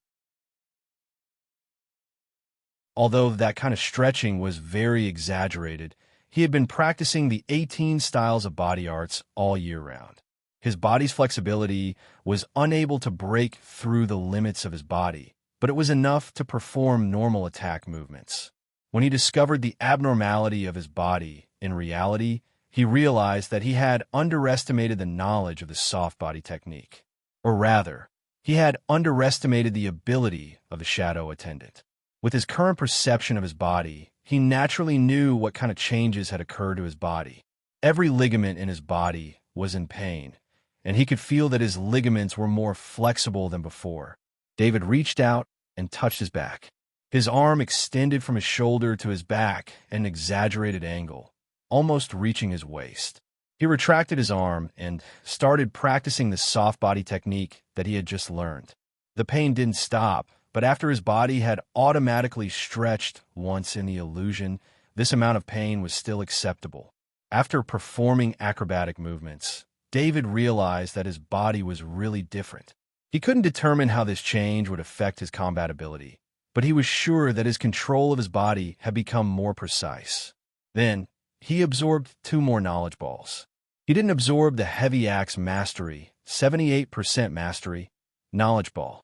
He chose to absorb the skillful knowledge balls first. After he finished eating a portion of level 2 strengthened meat and practiced the 18 styles of body arts, his training mission for the day would be over. He didn't choose to sleep. Instead, he drove the Type 2 land tiger to the hideout. The hideout was exposed, so he didn't feel safe leaving the fire beacon there. As he descended from the sky, he immediately used his ID bracelet to open the underground entrance in the courtyard. The shadow attendant took the pendant and activated the fire beacon. In the dark night, the fire beacon rose into the sky silently. The Type 2 land tiger followed behind it from a distance. The cargo hatch on top of the Titan S-600 spaceship that was parked in the space station opened silently. The Titan S-600 spaceship was parked in the docking area. Although there were a lot of scanning equipment working, they didn't find a fire beacon that looked like a ghost ship. The fire beacon slowly descended into the S-600 spaceship. Fixed brackets automatically extended from the bottom of the cargo hold and fixed the fire beacon firmly. After doing all this, David finally let out a long sigh of relief. At least the fire beacon and the 445 bottles of eternal holy water were now safe. The S-600 spaceship was parked in the public area. Unless someone attacked the space station, they wouldn't be able to get close to the S-600 spaceship. David gave the AI steward of the S-600 spaceship an order. If anyone wanted to attack the S-600 spaceship, it was to activate the energy shield first and then take off into the sky. After doing all this, David finally went back to sleep with peace of mind. In the police station, Kush looked at the information from the Skynet mercenary station with a grim expression. As David had received the Silver Star Medal, they couldn't issue any missions that would harm David for at least a year. This was the mercenary organization's respect for the Silver Star Medal recipient. At the same time, it was also a compromise with the military and the Federation. Mercenary organizations were very powerful, but they had to consider many related benefits. Some of the related rules were made in this way. Just like how mercenary organizations would never issue any missions that targeted those with the title of hero, this rule was also a protection for mercenary organizations. Anyone who received the medal was a hero. They were all heroes who fought for the survival of their race in the battle against the Zergs. Once a mercenary organization dared to issue a mission that targeted a hero, it was very likely that many mercenaries within the mercenary organization would directly oppose it. On the outside, the military, the government, and many other organizations would be hostile to them. Damn kid, wait for another 2 days. When the military organizes to clear out the Zergs outside the city, I'll catch you myself. Kush said softly to himself. A few days after the war, some post-war affairs had been settled. The follow-up work to clear out the Level 1 Zergs that had forcefully evolved from larvae outside the city, as well as the Level 1 Zerg that had escaped from a war. Otherwise, the hunting of Zergs around the parent star could not be carried out. Without the military's strong force, the hunters would not dare to leave the city in such an environment. The scheduled time was February 7th. The military's Kaji squadron would be the main force, and the interceptor drones in the sky would be the support. Even the government would symbolically send some Kaji squadron to participate. It could be said that the military's energy would be tied up by that operation. Kush did not plan to delay any longer. The longer he delayed, the more dangerous the eternal holy water would be. Originally, he planned to let the mercenaries cause trouble in Parent City so that he could fish in troubled waters. Who knew that his plan could not keep up with the changes? For the sake of the eternal holy water, Kush did not hesitate to expose himself. David did not know what Kush was thinking. He woke up in the morning and ate the level 2 strengthened meat again and practiced the 18 styles of body arts. He felt that the transformation of his strength in his body was about to end. The level 2 strengthened meat had accelerated the transformation of his strength.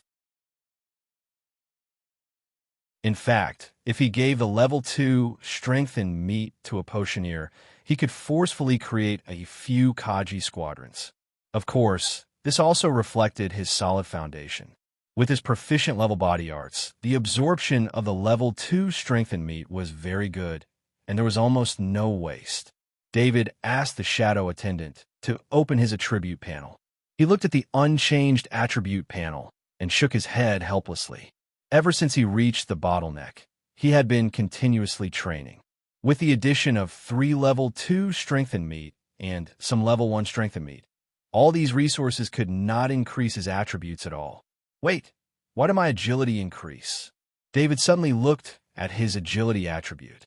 It was originally 2, but now it was 21. Although it only increased by 0.01, it was an increase that was beyond his expectations. He was sure that before he merged with the knowledge light ball last night, his agility attribute was still 2. There was no change.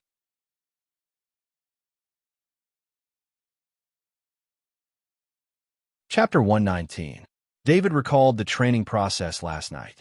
The 18 styles of physical skills could indeed increase his agility, but that was only after his strength had been greatly increased.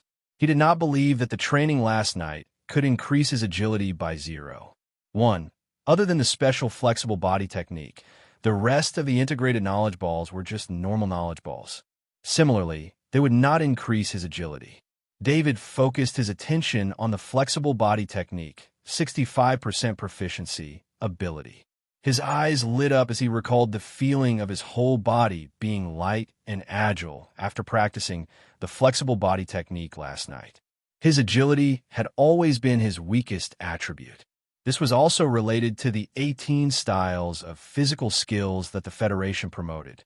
The 18 styles of physical skills mainly increased vitality and strength, but it did not increase his agility significantly. David had indeed found a way to increase his agility. The shadow attendant had extracted the speed talent knowledge ball from the soul of the Ripper winged insect, and it could directly increase David's agility. It was still easy to kill a level 1 Zerg like the Ripper winged insect during a siege. However, the siege had already ended. If he really encountered a Ripper winged insect in the wild, it would not be a question of whether he could kill the Ripper winged insect, but how he could escape from the Ripper winged insect's pursuit. As David thought of this, he began to practice the flexible body technique seriously. The pain from today's practice was less than yesterday's, and his joints were constantly feeling numb as he practiced. As he placed more importance on the flexible body technique, he wholeheartedly experienced the subtle changes that the flexible body technique brought to his body. He realized that during the process of practicing the flexible body technique, the extreme stretching also affected his muscles and joints.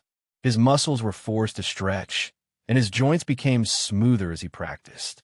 After finishing his practice, David once again felt the slight inspiration that he had after practicing the flexible body technique. He opened his attribute panel.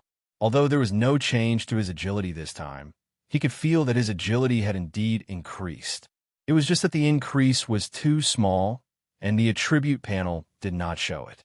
He also thought of the mercenary who was able to move nimbly even after being targeted by 2 heavy machine guns. If he had not ordered the rapid-fire cannons to seal off the entrance of the cave in time, the mercenary might have escaped. It seemed that the real secret of the mercenary's speed and agility lay in the flexible body technique. It seems I'll have to add another routine to my daily routine. David thought excitedly. He now had a lot of practice items. The 18 styles of physical arts, spears, swords, heavy axes, war hammers, and large shields. He also had to practice sniping in the virtual environment of a medium-sized server. Even if he didn't go to school, he still had a lot of work to do every day. David opened the door. While David was still practicing with his sword, Jim's voice came from his identity bracelet. Emma welcomed them. David did not stop his practice as he instructed his AI butler, Emma, through his ID bracelet. Emma, where's David? Jim was the first to enter the hall. He asked the AI butler Emma. Master is training in the gym. The AI butler Emma replied as she prepared the juice. Daily, Myron, and DeQuincy walked in behind Jim. "Myron, this is the difference between you and David," DeQuincy said as he turned to Myron. "DeQuincy, you're talking as if you're comparable to David." Myron immediately retorted. "We came early," Jim said with a helpless smile. They had indeed come early today. They had heard that David would be leaving Parent City soon. Moreover, today was a holiday. Everyone in their circle was free, so they came to David's place for a gathering. "What's the background of that newly transferred, high-ranking officer? I heard that he's not on good terms with David." Daly asked Myron. "How would I know? But since he's not on good terms with David, I'll mention it to my father later and teach him a lesson." Myron was behaving like a real second-generation official. He smiled as he spoke. "I'll mention it at home, too. It should have some effect." DeQuincy did not disagree with Myron this time. Instead, he stood on the same side. "Don't ask about Officer Cush's matters." David had just walked out of the basement and heard their conversation. He could not help but stop them. "This is a small matter. David, you didn't tell us that you're leaving Parent City. This is unacceptable," Jim said as he waved his hand. "The original plan was to wait until everything was settled before gathering with everyone. Why don't we find a place to have some fun today? It's my treat," David said with a smile. Then he glared at Myron. Needless to say, he was the one who spread the news. "There's no need for that today. I received news this morning that the mercenary station has canceled the mission against you. But you shouldn't go out for the next 2 days. I don't know if there are mercenaries who didn't receive the news and would still attack you." Daly quickly shook his head and advised. 2 more mercenaries had died yesterday. They were killed by defensive weapons after they broke into David's yard.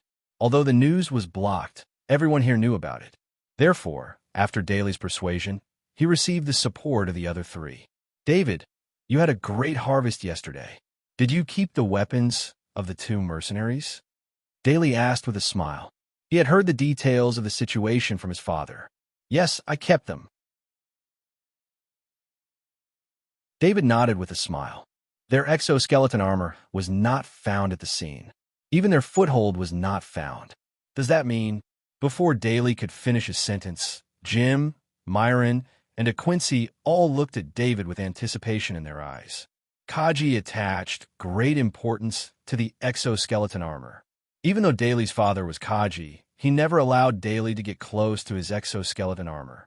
Similarly, Jim, Myron, and DeQuincy's identities were not ordinary, but it was also difficult for them to get close to the exoskeleton armor. The more they were unable to get close to the exoskeleton armor, the more they wanted to examine it. "Emma, bring me the 2 exoskeleton armors and the 2 grade weapons." David looked at their expressions and laughed as he ordered the AI butler, Emma. "Haha, I knew it." Daly laughed loudly.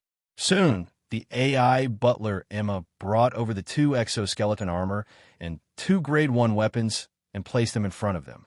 "David, can you open it and take a look?" Myron asked as he was almost lying on the exoskeleton armor.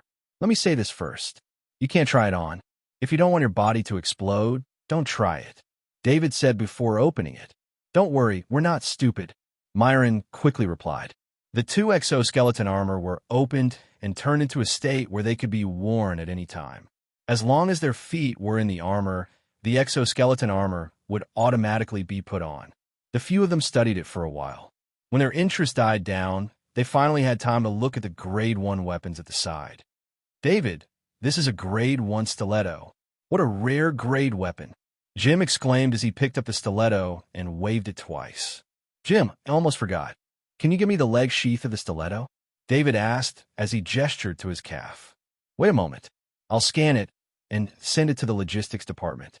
Let them see if they have any ready-made ones. If they don't, I'll get them to modify it," Jim said with a smile. From scanning to teleporting back to the logistics department, it took less than 2 minutes. In less than half an hour, the leg sheath of the stiletto was delivered to the door. David looked at the excited soldier. When the soldier handed a box to him, his eyes were filled with admiration. "David, these 2 exoskeleton armors don't have the ability to adjust their size. If you need, I can ask my father's technicians to modify them for you," Daly suggested. "Won't it be too troublesome?" David was pleasantly surprised. He was planning to ask the exoskeleton armor technician for help. He didn't expect Daly to take the initiative to suggest it. He couldn't ask for the military's resources because he didn't know if he would violate some sensitive regulations. "No problem. It's a small matter," Daly said with a smile. Jim glanced at Daly, and Daly glanced at him. They both knew what the other was thinking. The materials needed to modify the exoskeleton armor were extremely expensive. Even if the military didn't need manpower, the cost of this job wouldn't be small. However, Jim and Daly were very grateful to David. Because of David's outstanding performance, their father's position was promoted. They could only repay David in this way.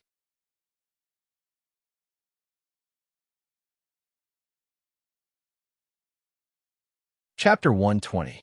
At night, after David finished practicing the flexible body technique, he ate the last level 2 strengthened meat and started practicing the 18 styles of physical arts. For some reason, he had been learning a lot about the 18 styles of physical arts recently. However, all the knowledge could only stay in his mind and could not be used in practice. In his opinion, this was probably because his strength had not reached 1,000 kilograms and his body had not broken through the shackles. No matter how much he learned about the 18 styles of physical arts, his body could not do it. Galen once said that anyone who mastered the proficient level of physical arts before becoming a Kaji would gain more benefits and potential than other Kaji after becoming a Kaji. Even though he had fused with the light ball of physical arts, it was only with Galen's help that he managed to break through the proficient level of physical arts. One could imagine how difficult it was to improve physical arts. Although the shadow attendant could absorb the abilities of the dead, those abilities would be the strongest abilities of the dead. Other than students, almost no one would train their physical skills to the strongest level. This was evident from the fact that the shadow servant had absorbed a single ball of physical skill knowledge that dozens of soldiers had failed to obtain. David could feel the difference in today's practice from the first style. Every time he exerted force, he could feel the power vibrating in his body. The vibrations were constantly rushing back and forth in his body.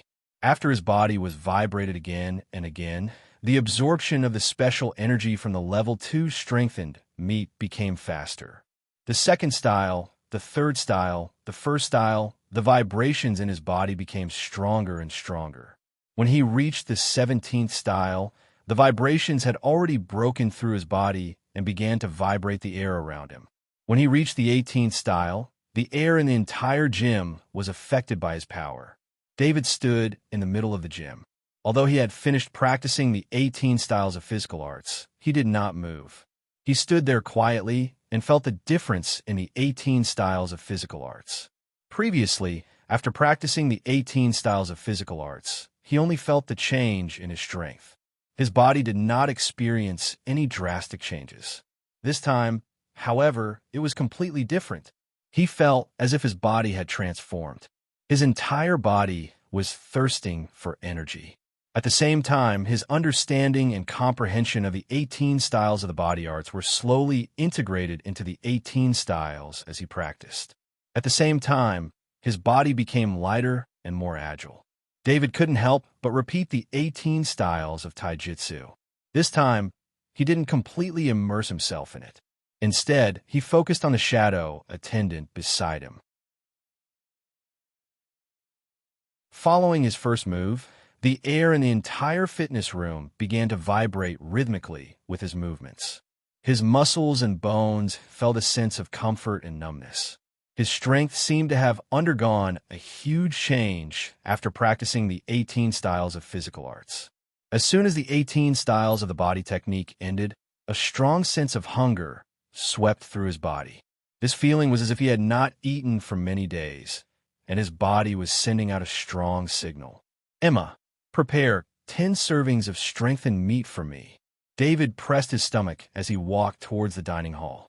He then instructed the AI, butler Emma. By the time David sat at the dining table, the AI butler Emma had already prepared the first serving of strengthened meat. David only ordered 10 servings of strengthened meat, because he only had larvae-strengthened meat at home. However, he had obviously underestimated his body's needs.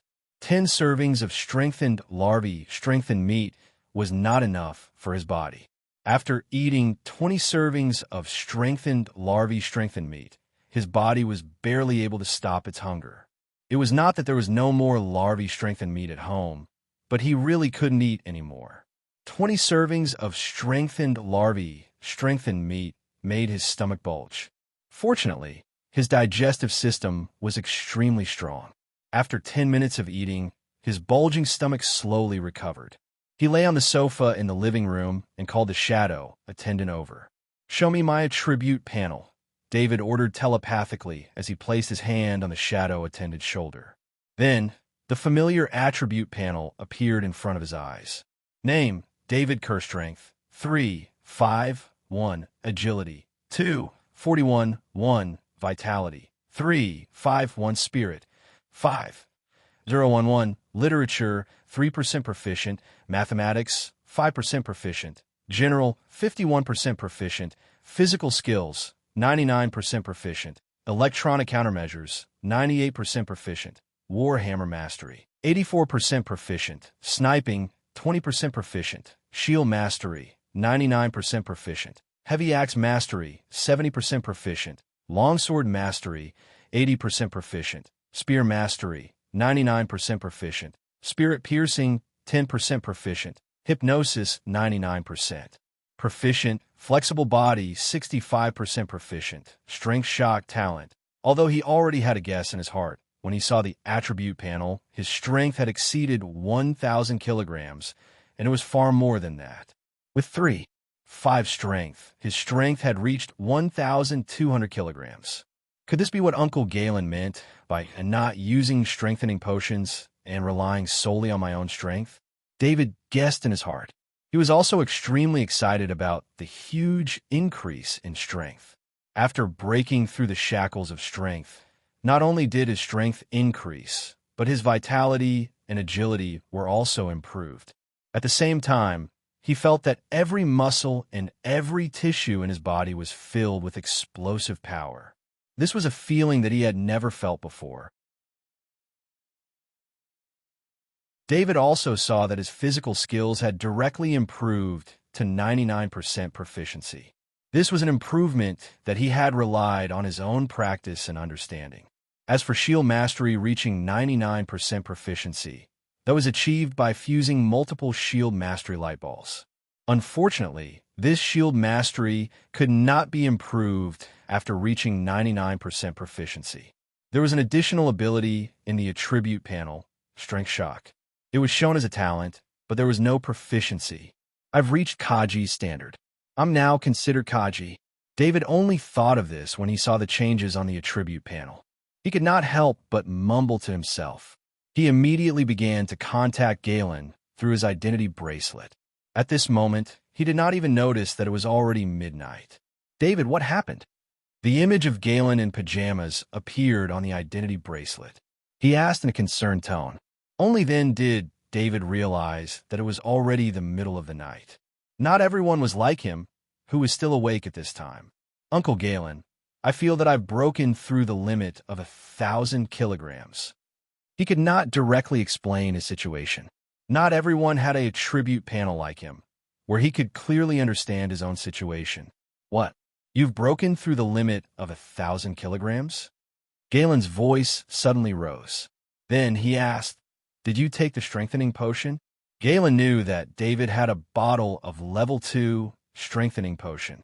At that time, he had suggested that David take the strengthening potion when he could not break through. "I didn't take the strengthening potion." David shook his head and said, "Is there any change in your body?" Galen asked with an obvious smile on his face. "I feel that every part of my body is filled with power. The power is flowing in my body like water." David thought for a moment and described his current state. This is the feeling that every Kaji who has broken through 1,000 kilograms will experience. Only when the body is in this state can one use the exoskeleton armor without being hurt by the backlash. Galen explained. Then, he continued to ask, "Anything else?" "My strength has changed.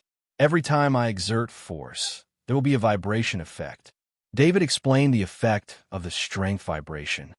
Haha, David, you have become a gifted Kaji. Among the Kaji, you naturally have stronger attack power. Galen could not help but laugh when he heard the news that he wanted to hear the most. Uncle Galen, my talent is the strength vibration. Are there any other talents? David asked curiously when he heard about the gifted Kaji. Of course there are. The gifted Kaji is a monopoly of geniuses. Only the elites of famous schools, or the geniuses carefully nurtured by various factions, can become a gifted Kaji. There are many types of talents. They are generally divided into strength type, speed type, and special type. The strength type is like your strength vibration. If you fight against a Kaji of the same strength, or even a little stronger than you, the opponent will be hit with an additional vibration attack in addition to the strength attack. You'll naturally learn about this once you enter the university, Garen explained patiently.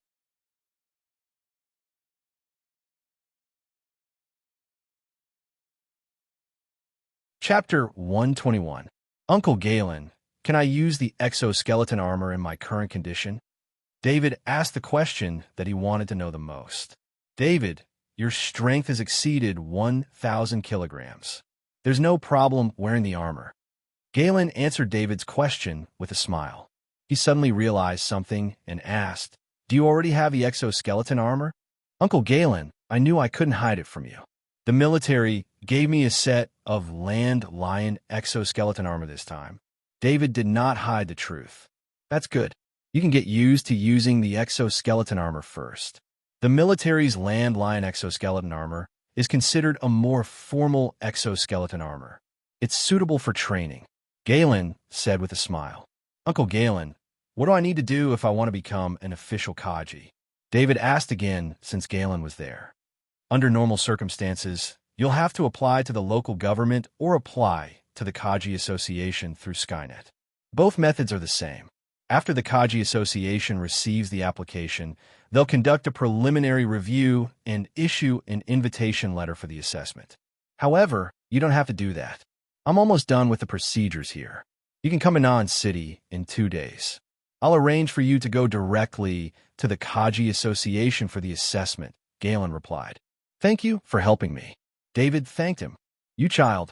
Galen smiled and shook his head. After ending the video call, David did not feel sleepy at all. Ever since he came to this world, he heard that the strongest person here was a Kaji. His predecessor's last wish was to get into Na and university and become a Kaji. Now, he had finally reached the standard of a Kaji. Although he did not take the assessment to become an official Kaji, he had the exoskeleton armor and grade weapon of an official Kaji. He stood up and did not want to wait any longer. He asked the AI butler, Emma, to bring the Land Lion exoskeleton armor that the military gave to him to the underground fitness room. The other 2 exoskeleton armors had been taken away by Daly and modified by the military's technicians. In the underground fitness room, David took out the K2 military electronic confrontation machine and hacked open the military security system of the Land Lion exoskeleton armor. He cracked open the authorization that could only be activated by Kaji. After everything was done, he activated the storage box. The Land Lion exoskeleton armor was waiting to be equipped. David stepped onto the Land Lion exoskeleton armor's feet, and the exoskeleton armor components around his feet began to automatically cover his entire body. Just as the Land Lion exoskeleton armor covered his entire body, he felt a huge pressure. Then a row of devices stuck his back and fixed his spine. Then his head, arms, and every joint of his legs were fixed. His body was connected to the Land Lion exoskeleton armor. At this moment, the Land Lion exoskeleton armor was like a part of his body.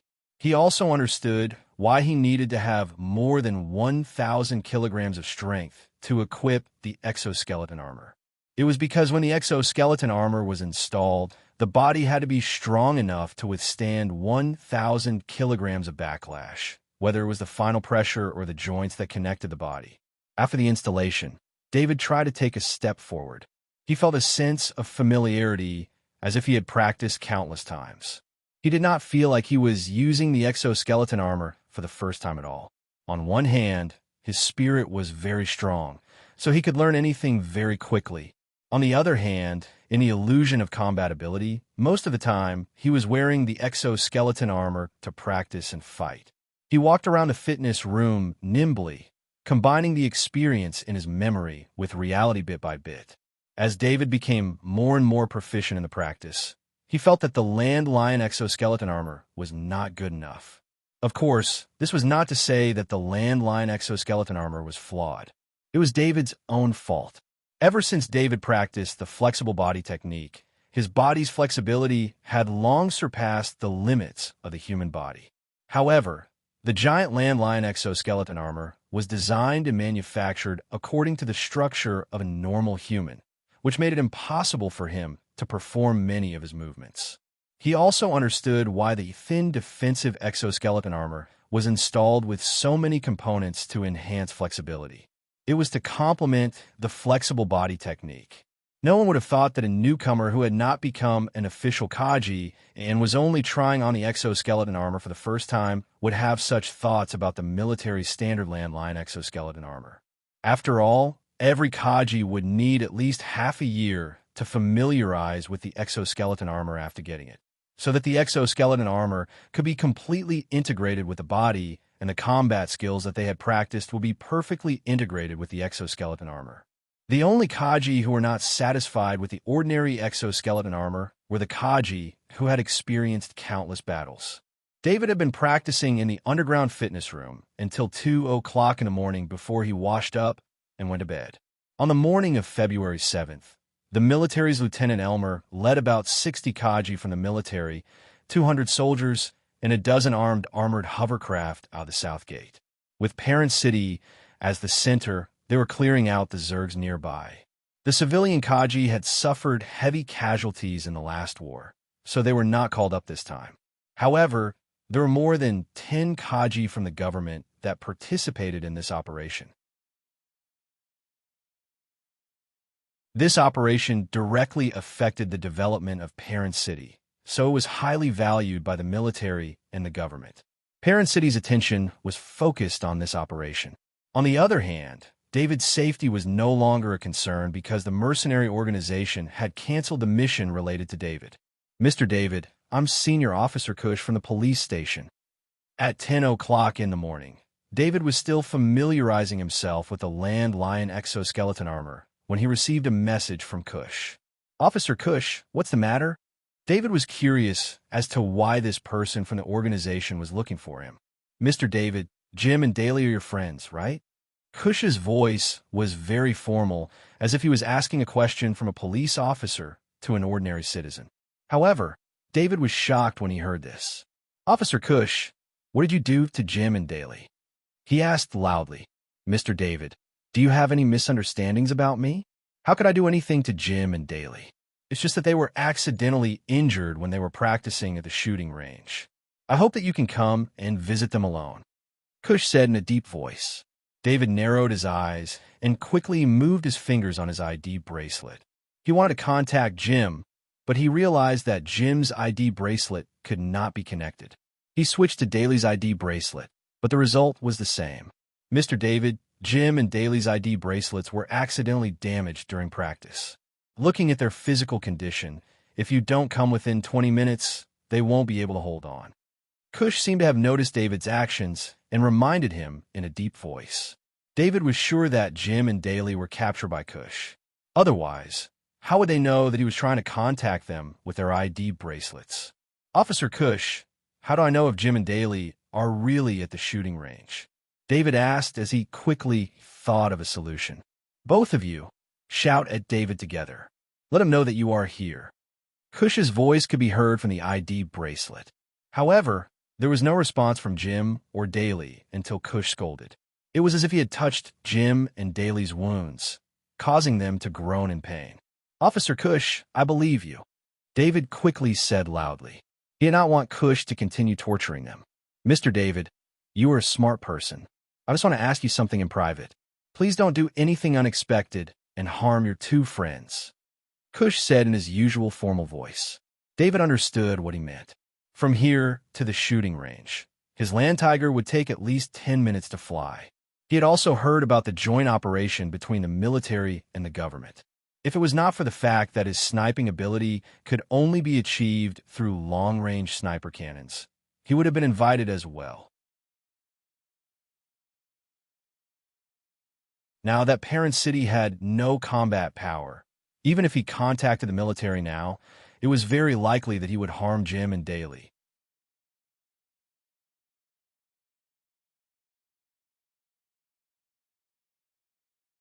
Chapter 122. David knew that he was not a selfless person, but he was not the kind of person who would leave someone in the lurch. He began to assess the possibility of him dealing with Cush. Cush would never think that he was already Kaji and that he was wearing an exoskeleton armor. He had a level 2 weapon, so he should not be any worse than Kaji in terms of weapons. Plus, he had the bonus from his power shock talent. He looked at the time, and there was no more time for him to think. He was now wearing the landline exoskeleton armor, and he carried the scabbards on his back and equipped the level 1 stiletto on his legs. The military had thought of almost every possibility when it came to the scabbards prepared for the level 1 stiletto. The box of stiletto scabbards included the normal scabbards for the legs, waist, and arms. There were also special stiletto scabbards for the exoskeleton armor. David was currently using this kind of scabbards, and since his exoskeleton armor was the landlion, it was almost perfect to have a level 1 stiletto on his calf. In the end, he carried the level 2 spear box and sat in the Land Tiger 2 to fly straight to the shooting range. Sitting in the armored hover car, he took out the K2 military electronic detector and used the time to figure out the situation in the shooting range. The shooting range had chosen the military security system, but since David's hideout was also using this system, he was very familiar with it. He borrowed some resources from the medium-sized server at home and hacked into the shooting range's security system in 5 minutes. He hacked into the surveillance system and saw the situation in the shooting range. In the center of the shooting range, Cush was sitting there. Beside him was an exoskeleton armor loading box and a heavy sword that was glowing blue. This heavy sword was even rarer than the stiletto because it was not popular in the Interstellar Federation. On one hand, heavy swords were not as elegant and agile as light swords. The Federation's basic longsword was known for its agility. Holding a heavy sword in one's hand was equivalent to losing the advantage of a longsword. On the other hand, heavy swords were not as heavy as heavy weapons. They did not have heavy weapons like heavy axes and war hammers to boost their strength. David also saw Jim and Daly through the surveillance camera. They were lying next to the wall of the underground shooting range. They had some injuries on their bodies, but they were not serious. But now that they were tied together, it was impossible for them to do anything. David's face turned cold. He had fought with Trainer Jeremy before. In fact, even if he was wearing the landline exoskeleton armor, he did not want to fight with Kushin, who had the exoskeleton armor. He was not a lone hero. This was Parent City. Even if the military was carrying out a large-scale operation, he could still send a distress signal to the military as long as Jim and Daly's safety was guaranteed. Cush is underestimating me, David muttered to himself. If he was really a high school student, he would definitely die for his friends under such circumstances. But he had many tricks up his sleeves. Unless it was absolutely necessary, he would not risk his life without knowing the enemy's strength. At this moment, David also noticed that Kushin was checking his ID bracelet. Through the nearest surveillance camera, he saw that the ID bracelet showed the 2 Land Tiger in flight. It was David's hover car. Considering Kushin's identity as a police officer, it was natural for him to have access to the city's surveillance grid. But this made it more difficult for David to save his friends. David packaged the surveillance video and then checked the time. He set it to automatically send it to Lieutenant Elmer and Lieutenant Eden after 7 minutes. This was because he was worried that one of them would be busy, so it was safer to send 2 copies at once. The armored hover car landed on the square. David chose the location where the car door opened. It was not in the city's surveillance system, and below the car door was the location of the underground pipeline. With the calculation of the K2 military electronic detector and the medium-sized server, he was able to find the relevant blueprints from Skynet. These blueprints were not confidential. It was just that there was a huge amount of data, so very few people would pay attention to them. David opened the car door. He did not dare to expose himself to the city surveillance while wearing the exoskeleton armor. If Skynet found out that he was wearing the exoskeleton armor, he would be marked by Skynet, and at the same time, the police station would be alerted. Then Kushin would know that he was Kaji, and this would be a huge hindrance to his operation. He quickly got out of the car with the second-grade spear box in his hand. He gently opened the iron door of the underground pipeline and went down into the underground pipeline network. The underground pipeline network was 2 meters high, so David had to bend down slightly to pass through. He went at full speed, and every step he took was huge. His figure moved quickly in the tunnel. On the face of the Land Lion exoskeleton armor, the K2 military electronic detector that was fixed on his arm showed the map of the underground pipeline network. On the map of the underground pipeline network, there was a green line that was calculated by the medium-sized server. David was moving along the green line. On the face of the helmet, there was a countdown, and it was getting closer and closer to the time that Kushin had agreed to meet. In the shooting range, Kushin was also looking at the second-type land tiger that was parked next to the square. As David had not appeared for a long time, he was looking at the time while waiting. He had studied David's experience since he was young. According to these experiences, he judged David's personality. David was an impulsive person. Although he did not have many friends, he valued his true friends very much. David did not have many friends. From school to society, there were only a few people that could be considered as David's friends. This time, he was going to directly rush into David's house. However, after checking the past information, he knew that the security system in David's house was specially monitored by Skynet. Therefore, he chose to force David out and use the lives of Jim and Daly to force David to compromise and meet him. In Parent City today, there were very few Kajis. With his authority, Kushin could see the surveillance system in the entire city at any time. Once the military made a move, he would be the first to know. With his strength, he could forcefully capture David. He still hoped that he could complete the mission without being exposed, so he was waiting for David to walk into the shooting range. As time passed, he felt more and more that something was wrong. David's Type 2 Land Tiger armored vehicle did not see anyone leave. He looked at Jim and Daly and had a bad feeling. He immediately stood up and stepped into the exoskeleton armor. The exoskeleton armor was quickly loaded. At the same time, the wall behind Jim and Daly suddenly made a loud noise. A blue light flashed, and a large part of the wall was cut open. David took a step forward and grabbed Jim and Daly. The two of them were tied together, which saved David a lot of trouble. The weight of the two of them was really light for David, who was wearing the exoskeleton armor. Just now, David used the medium-sized server to find the position closest to the shooting range's wall. Then, he let the shadow attendant enter the shooting range to observe. He easily found the most suitable place to break the wall. "Who are you?" Kush had already finished loading his exoskeleton armor. He held a blue second-grade épée sword in his hand and rushed towards them while shouting. He did not recognize David, because whether it was from the information or through other channels, he was 100% sure that David was not a soldier. David did not have time to answer him. Kushin's speed was obviously beyond his expectations. He grabbed Jim and Daly and turned around to enter the tunnel on the wall. After entering the underground pipeline tunnel, he immediately used the level 2 spear in his hand to cut open a large part of the pipe wall. Without the support of the pipe wall, the pipeline collapsed immediately.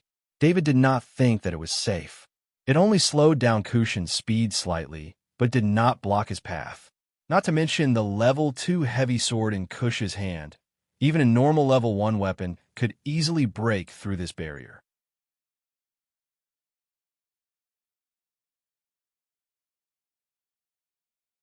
Chapter 123. David threw Jim and Daly onto his shoulder and used his free hand to quickly operate the K2 military electronic countermeasure machine. Soon, Another escape route appeared on his faceplate, which was derived from a medium-sized server and the K2 military electronic countermeasure machine. You can't escape. The voice was not far behind David. Cush's speed was far faster than David's. If it was not for the fact that his speed was affected by the tunnel, he would have caught up with David by now. Brother, you were invited by David, right? If there's any danger, just leave us behind. It's so uncomfortable to stay here like this. Jim said softly on David's shoulder. Shut up. Who else would be so kind other than me? David said softly. God, you are David. Why are you wearing the exoskeleton armor? Jim initially thought that it was the Kaji that David had invited, who knew that it was actually David himself. He could not help but exclaim softly, I just had a breakthrough last night. Let's not talk about this. The guy behind us is very powerful. I have already sent out a rescue signal. Let's stay here for a while and wait for help. David said as he jumped over a pipe shaft.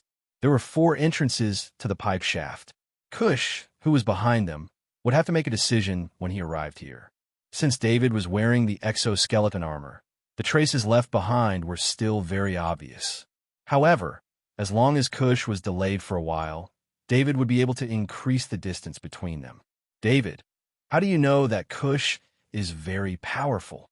Daly still had the time to think about it and asked, I just became a Kaji yesterday. Any official Kaji is stronger than me. David replied helplessly. When he put on the exoskeleton armor, he had a direct judgment of Kaji's strength. With a 10-fold increase in strength, there was a huge gap between Kaji with different strengths. David also judged Cush's strength based on Jeremy's strength. Regardless of how strong Cush's AP was, as long as he was similar to Jeremy, David would not be able to gain an advantage over him. Coupled with the difference in strength, there was a huge gap between the two of them. On the other hand, if Cush had Jeremy's secret techniques and the enhancement of the exoskeleton armor, David doubted that his second-grade weapon could break through his opponent's defense. Thinking about the armor made of white light, he had to shoot a lot of sniper bullets to break it. There was also Jim and Daly. These 2 burdens, David would not risk his life. David, don't go and save them yourself.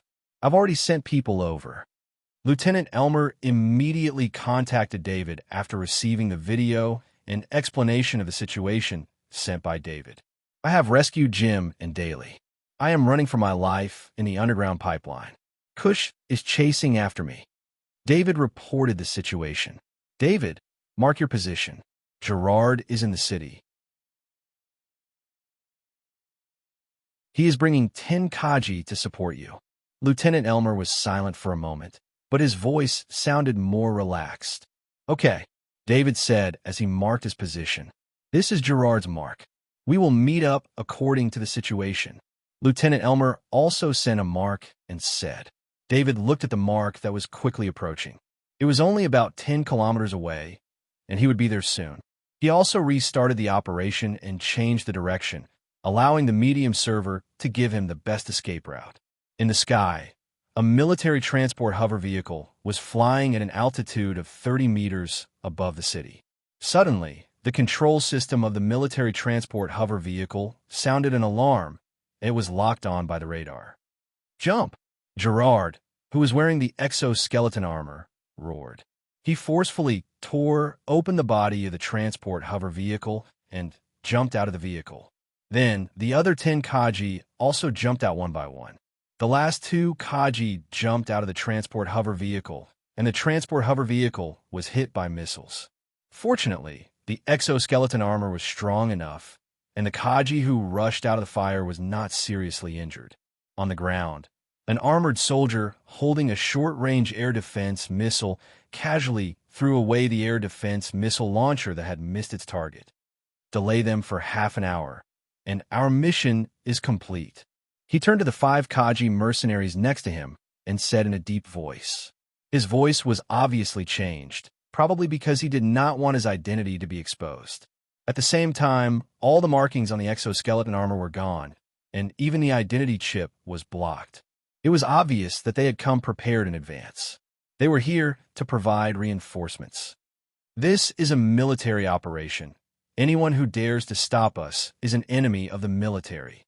Kaji Gerard shouted loudly, and at the same time, he also sent out the situation, but he soon found that the signal was blocked nearby. I respect the military, so please do not resist. As long as you stay where you are for half an hour, we will not make things difficult for you. The leader of the mercenaries, Kaji, said in a changed voice. Get into formation. Let's end this quickly.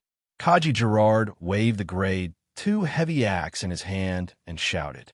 The 11 soldiers quickly split into 2 groups. These 2 groups then cooperated with each other to form a formation that faced the enemy in a triangle formation. The 6 Kaji mercenaries also quickly joined together and formed a piercing formation with the leader, Kaji, as the point of impact. Kaji Gerard's eyes narrowed. These Kaji mercenaries were completely different from the civilian Kaji they encountered. These were professional Kaji mercenaries with rich combat experience. Unlike the Kaji in the military who trained to deal with the Zergs, the mercenary Kaji's cooperation was mostly aimed at dealing with the Kaji. At the same time, the leader of the mercenaries, Kaji, also had a grade 2 weapon in his hand. The fact that such a well-equipped mercenary Kaji appeared here at this time, with the goal of stopping their rescue, made him very anxious. Fight! Kaji Gerard did not want to let the enemy delay any longer, so he shouted loudly. Following that, the 11 Kaji Gerard advanced forward. However, the 6 Kaji Gerard formed a piercing formation and did not directly charge into the military formation. Instead, they kept moving around, using their experience to deal with the Kaji Gerard.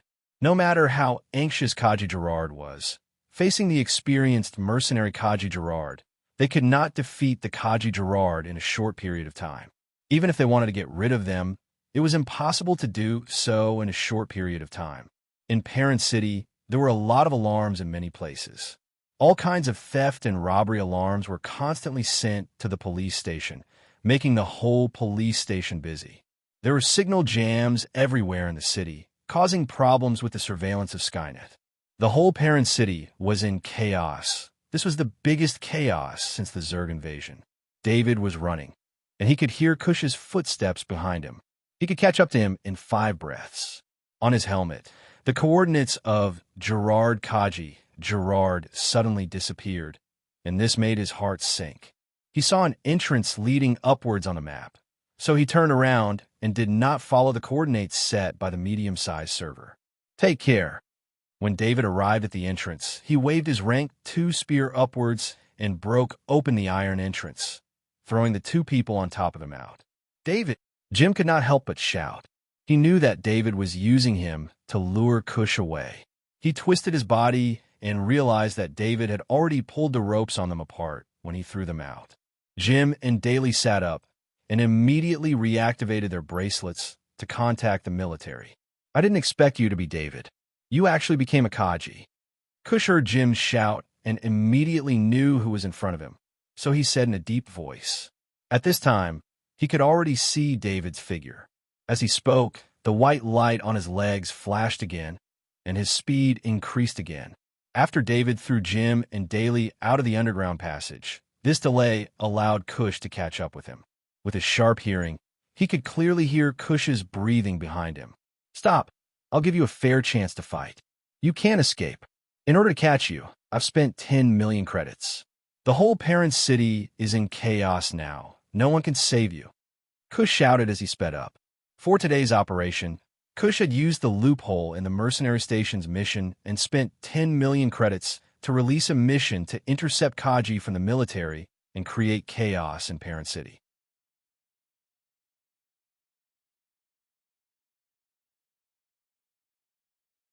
Chapter 124. The Skynet mercenary station would not accept missions that targeted David, but Kush was not targeting David. Instead, he wanted to create chaos and target Kaji from the military. At the same time, missions that were worth 10 million credits could only be accepted by well-known mercenary groups. The mission could only be issued to one or a few well-known mercenary groups. This time, Kush had designated the Liberty Blade mercenary group. At first, the Liberty Blade mercenary group did not want to accept missions that targeted the city. On one hand, Kush had offered 10 million credits, which attracted the Liberty Blade mercenary group. On the other hand, the military and the government in Parent City did not have Kaji. As long as the Liberty Blade mercenary group created enough chaos, the military's long-range weapons on the city wall would not be a threat to them. When Kush was planning for the worst, he did not want this mission to fail. It was related to the batch of eternal holy water, and David was his only clue. He also knew that David was preparing to go to Non-City. Once David successfully left, the missions targeting David would no longer have anything to do with him, and his mission would fail. As a last-ditch effort to complete the mission, Kush did his best. Due to the sudden change of direction and throwing Jim and Daly out of the underground pipeline, David had lost control of the route in front of him. He kept turning corners and running without any purpose. Kush, who was behind him, was too close. He had no time to pay attention to anything else, let alone operate the K-2 military electronic countermeasure machine to reset the escape route. The consequences of this were apparent in less than 30 seconds. He saw the tunnel in front of him, and he walked into a dead end. Kush, who was behind him, also saw that David had no way to escape. He slowed down and waved the heavy sword in his hand gently. "Mr. David, give up resisting. I just want to ask you something. If your answer is satisfactory, I might spare you," Kush said in a low voice. David's heart tightened. He turned around and looked at Kush. He did not believe Kush's words at all. That organization might have some means to make him say things that he did not want to say. Besides, it was impossible for him to leave his life in the hands of others. He gripped his second-grade spear tightly. At this moment, the only thing he could trust was his weapon.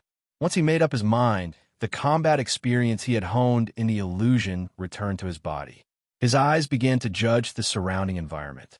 The 2-meter-high circular underground pipe had a wall made of steel. In this environment, David and Kush tried their best not to damage the wall. If the walls of the pipeline were damaged, the roadless pipeline would collapse. Even with the protection of the exoskeleton armor, it would be extremely dangerous without knowing how thick the soil above it was.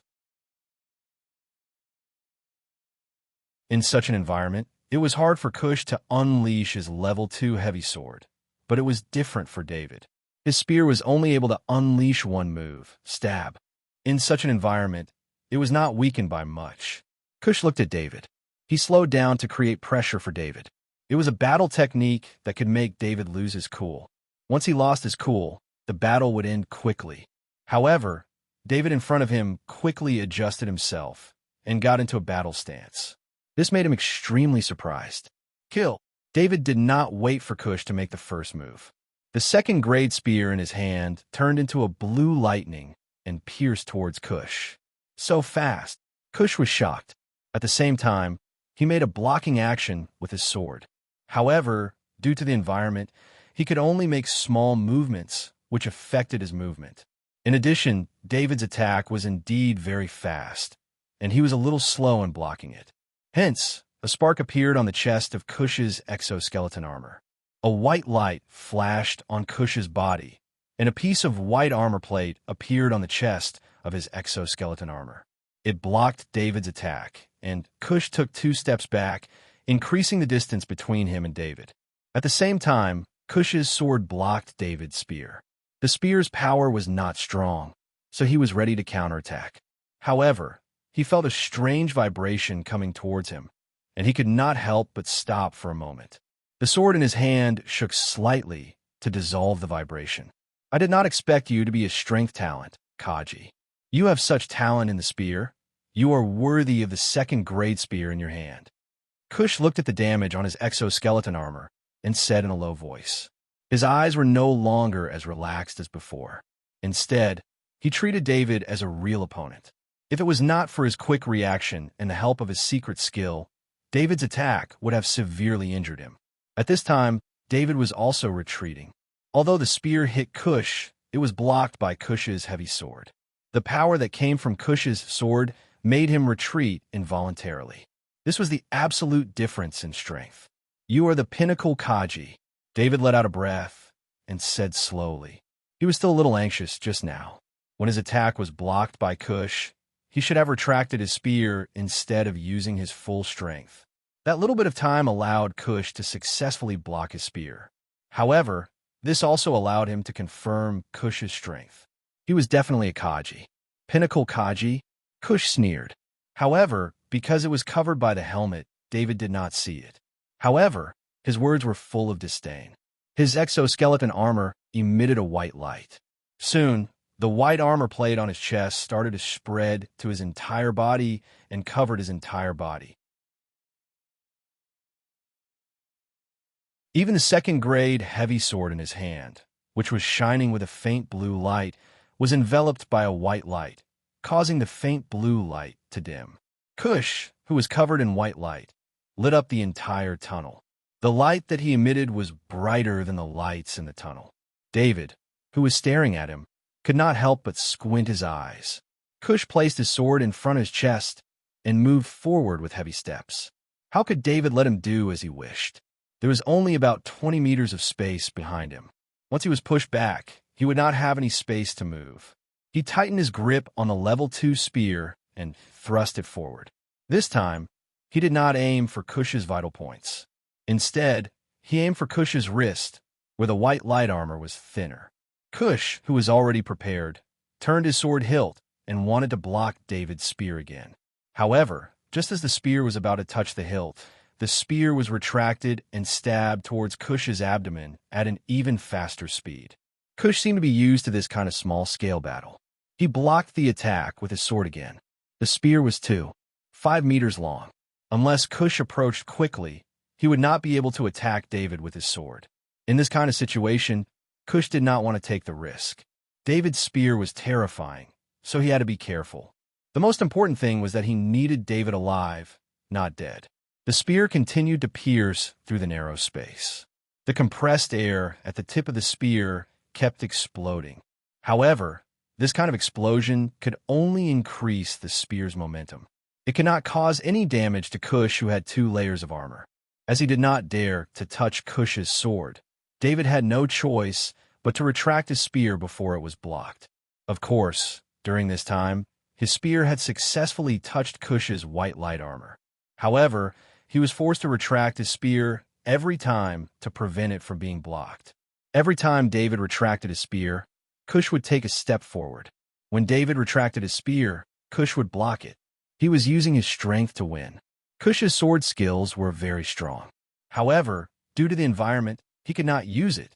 Even so, he was slowly suppressing David with this method. The more David attacked, the more shocked he was. The white light armor not only had a strong defense, but it also increased Cush's speed significantly. Otherwise, Cush wouldn't have been able to react so calmly under the attack of his spear. David didn't dare to imagine that if his dexterity hadn't increased twice, every single one of his attacks would have been successfully blocked by his opponent. In the short 20-meter tunnel, David kept retreating while Cush kept moving forward. It was only a matter of time before he was defeated. You're tuning into the Warrior Lore YouTube channel. Don't forget to subscribe and join us on this journey to catch the most captivating stories.